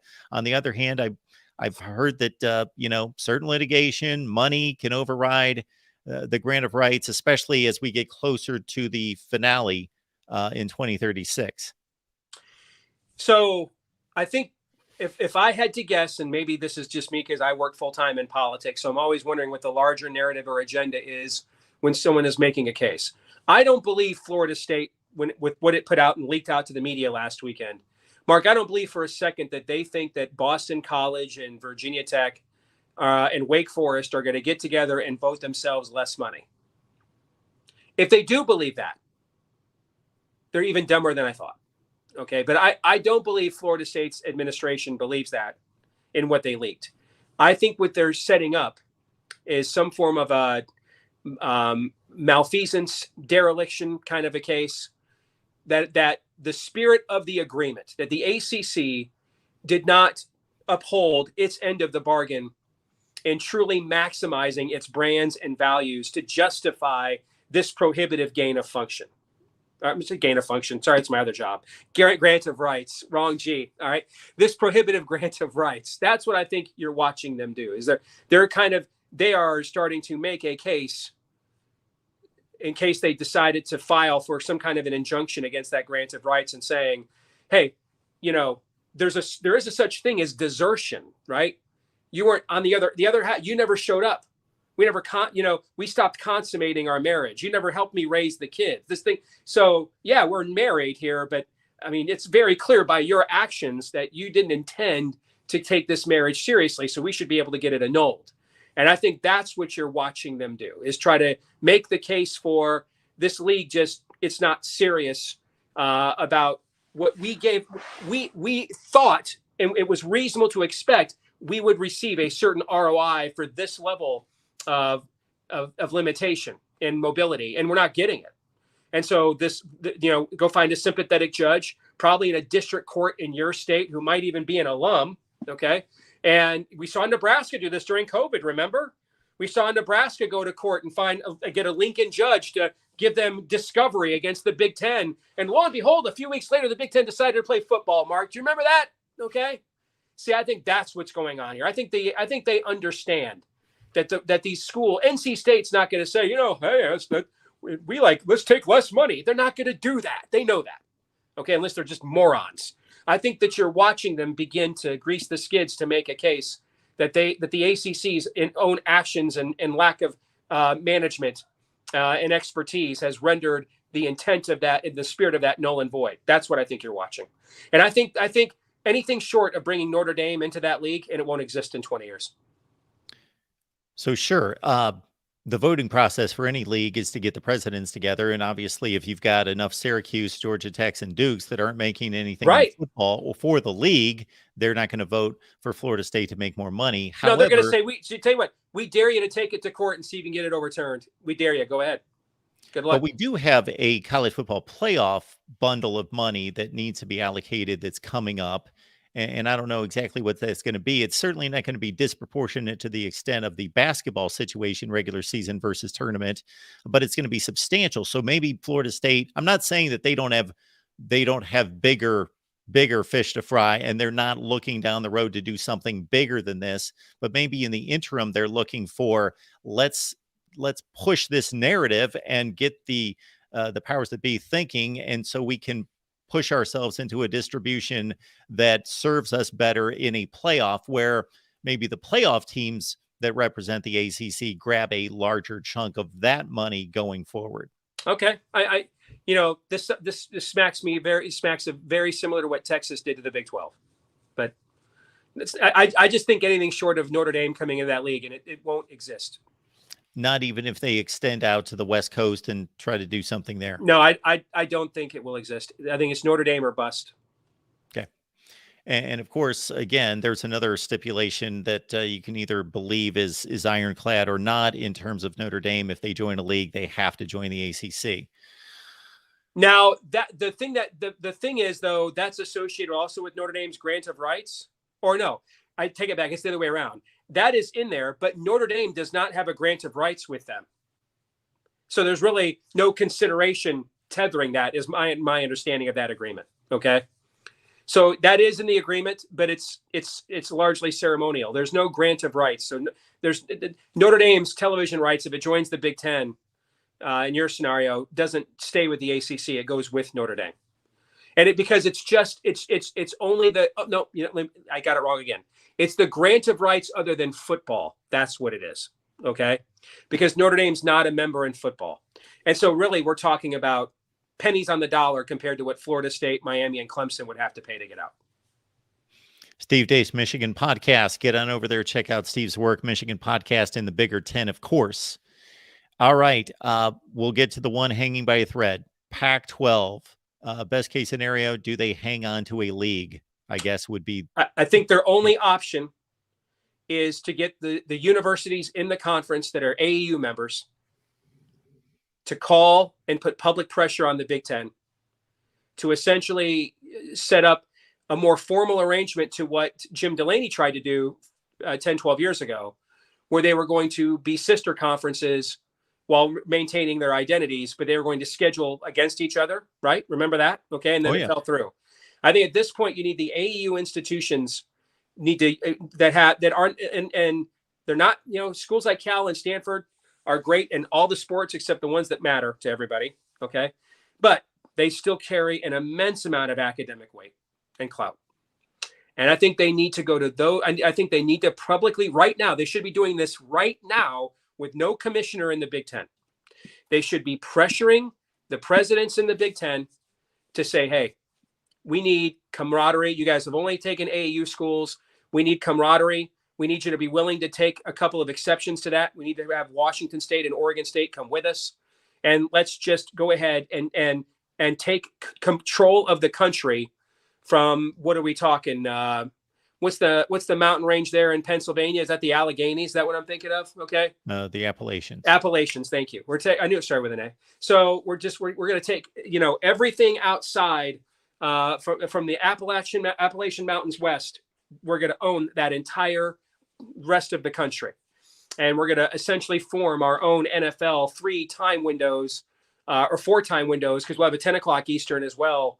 And we'll do this for basketball, for men's and women's. We'll have multiple time zones where we have and major markets all over the country.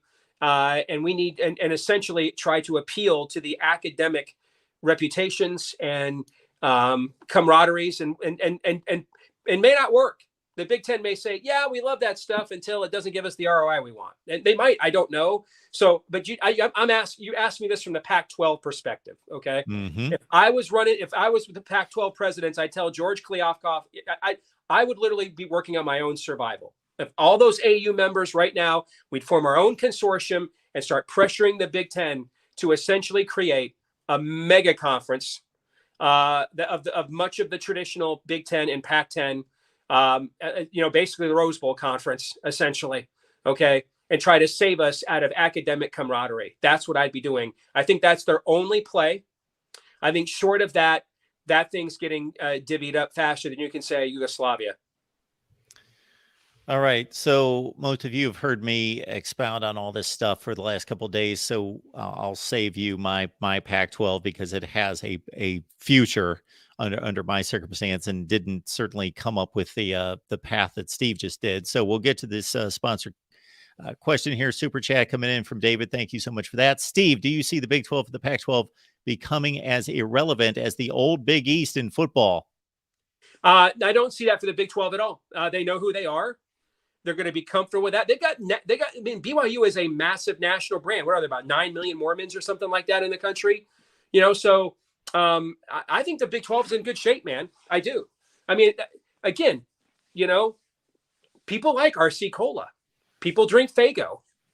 Yeah, they're never going to be Pepsi or Coke, but, people drink Diet Right. I mean, they're good with where they are. They're fine. I think they're totally cool. The Pac-12, I think, is on life support, and it looks beyond desperate. In fact, I can't recall the NHL letting ESPN broadcast their games without a rights fee called and said, salvage whatever shred of dignity you have left right now. So for me, if I'm the Pac-12, and all of this flies in the face of everything you said, because you're thinking unless they can appease and play to the sympathies of Big Ten presidents, they're done regardless of what. Yeah, I think at most there's one more TV deal left in them, and it will be and you'll notice it'll be about the exact length of time that the current Big Ten deal is. That won't be a coincidence. Because what I'm wondering, what happened here is that everybody else grabbed the money from the networks first, and who knows if we're headed toward a recession, and the networks know that anyway. And then on top of that, they grabbed all the TV slots. So I'm wondering why Pac-12 Commissioner George Kliavkoff, why he waited back so long, and it seemed. I don't think it's his fault, Mark. He was in an impossible situation.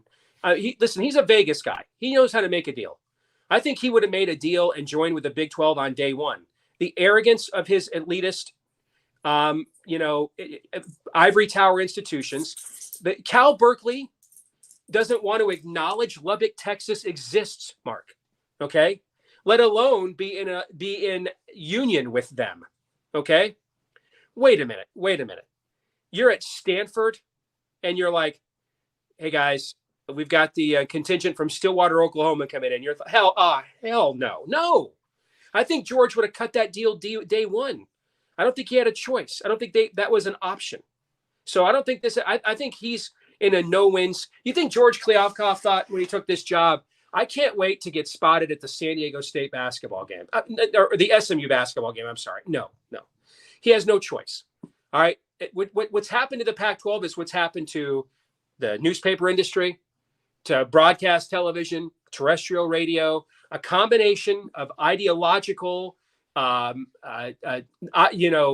insulation, that there just aren't any belief systems outside of my own. I can't even contemplate that there might be people that have different opinions other than mine while claiming to be open-minded, of course. And then that's combined, that institutional rigor mortis got hit head on with the realities of the market and technological innovation. That's what happened in the newspaper industry. That's what happened to terrestrial radio. That's what happened to broadcast television. All right. That's exactly what's happening right now to the Pac-12. And that's why they're scrambling. They could have been on the front end of this. They could have called all the shots. They could have been the daddy Warbucks and said, sure, Texas Tech, you bet. We'll save you. We're Seattle. We're Portland. We're LA. They could have done that. They chose not to, because they're just better than the people that live in those places. At least that's what their faculty and their administrations think. Well, now they're the ones with their hat in hand. So it ain't no fun when the rabbits got the gun. Well, in a different sort of way, some of the things that you just mentioned lead me to Maryland Rutgers joining the Big Ten 10 years ago. Did the Big Ten, of course, it wasn't a damaging mistake because they're still in a place of power, but was that a mistake? Did they have the wrong perception of what those two schools would bring them? No, Jim Delaney just didn't think long-term ahead enough because he was still cutting deals based off of cable deals that you're very well accustomed to and counting eyeballs and markets. And so looking at where the Big Ten is at now, can any of us say that those were terrible additions? Absolutely not. Jim Delaney was right. He just wasn't making a deal for 2030. So, but here's what he did that was smarter than what the ACC did.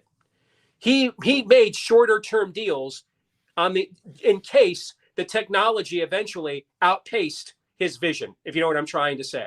All right. So he had the same sort of mindset that the ACC had. He just didn't make a freaking 20-year deal that locked him in. He made shorter deals to account for, hey, I ain't going to be here forever. Hey, I'm 75. Sometimes we don't always catch the latest technological innovation. Who knows when this whole streaming thing will take over? This is what matters now, eyeballs in markets and potential eyeballs on platforms. That's what matters now. May not matter in 5 years. So let's just do a 5-year deal and find out. That's the difference. That's where Delaney was smarter than the ACC or the Pac-12 for that matter. He didn't make these 10 or 20-year deals.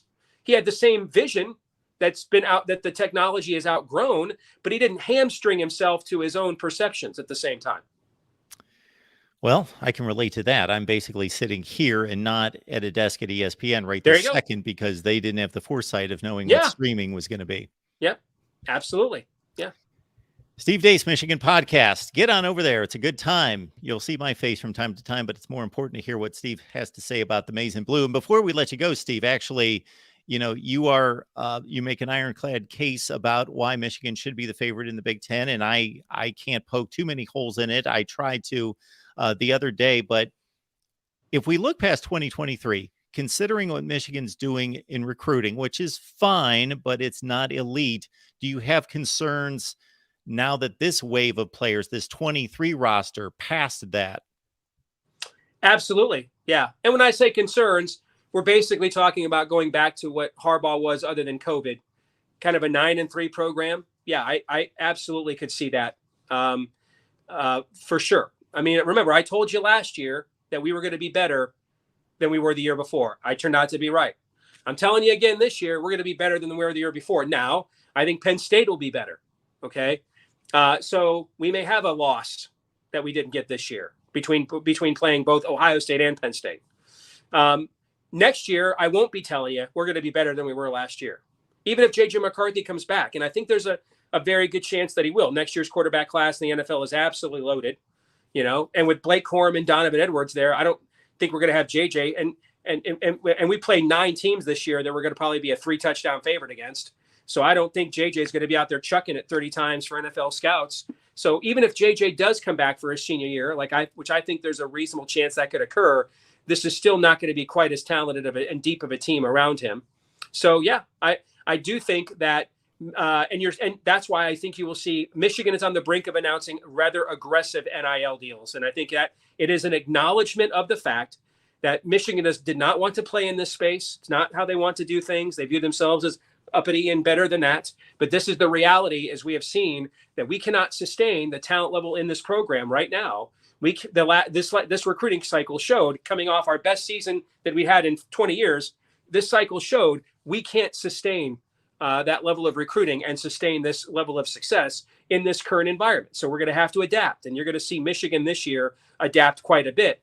And so we'll see if that is enough to bolster this coming class in 2024 or not. I think it certainly will the 2025 class. But, you have a couple of those classes where you go from top 10 or 12 to 15 to 2025, and now you're at UCLA and USC.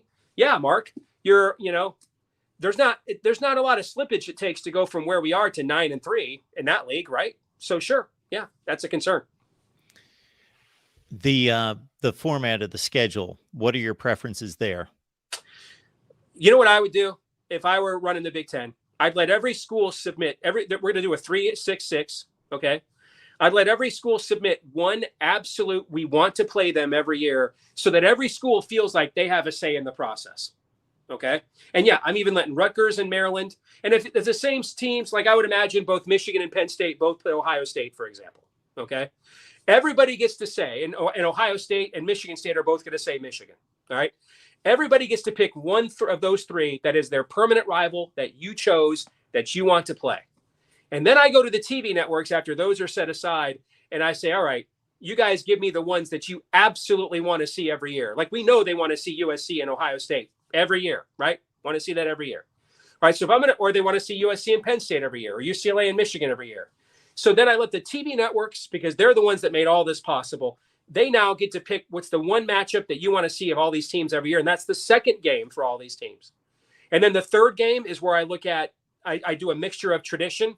So like if Purdue and Indiana didn't come up on either list, although it would, they'd both pick to play each other. But if there's any real venerable rivalries that need to be, saved, we do that. Otherwise, I'm doing it for competitive balance. So if I'm going to make USC play, I'm going to make Ohio State play USC and Michigan every single year. The third game's probably going to be Rutgers. If I'm going to make Michigan play UCLA or play Michigan State and Ohio State every year, maybe the third game's Maryland.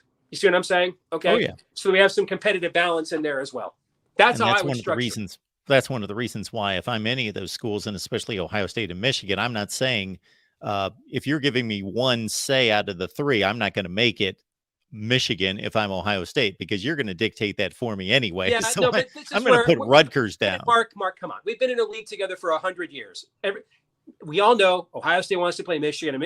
Don't come at, see, if you're going to come at me with, well, I'm going to play Maryland, that's when are we a conference here? Come on. But this is where we share everything here. The one must game we all know you want to have. We know Purdue wants to play Indiana and vice versa. We know Illinois wants to play Northwestern and vice versa. Michigan and Michigan State, although that's not a vice versa. I can tell you that. Okay. We know Minnesota wants to play Wisconsin, right? We know Iowa wants to play Minnesota. So you're going to knock out a lot of your rivalries if you do it that way. Yeah. We've already knocked some out with Michigan, Minnesota. That got I don't mean knock Ohio State, out Illinois. you're going to make sure they get played is what I was trying to say. Yep. Yeah. All right. Steve Deace, Michigan Podcast. Get on over there. Bigger 10 as well. Steve, we always appreciate it. Thanks for being here. Good to see you. You got it, man. Sorry again about being late. My bad. No worries. All right. Take care.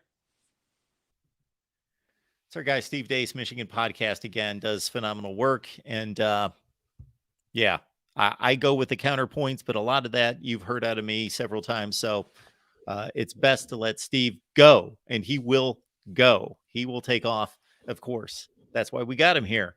But it all makes sense. There's all sorts of folks out there that just rant and rave for an hour, and it doesn't make a whole lot of sense. They just like to hear themselves talk, and it's not real intellectual. But with Steve,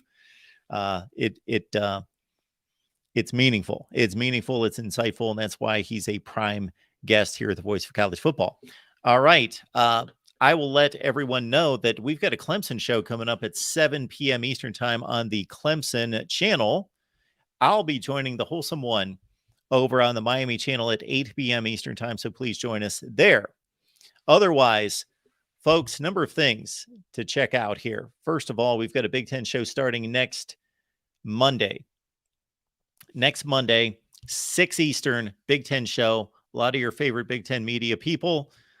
We will have an open door to them each and every week. I will tell you, because we're always transparent here at the Voice of College Football, I do not have time to schedule guests for a show in particular. So we're doing a Big Ten show, 6 Eastern every Monday, but I am basically carpet bombing all of our Big Ten media folks that we have on a regular basis to say, hey, jump in whenever you want. Here's the link. Jump in.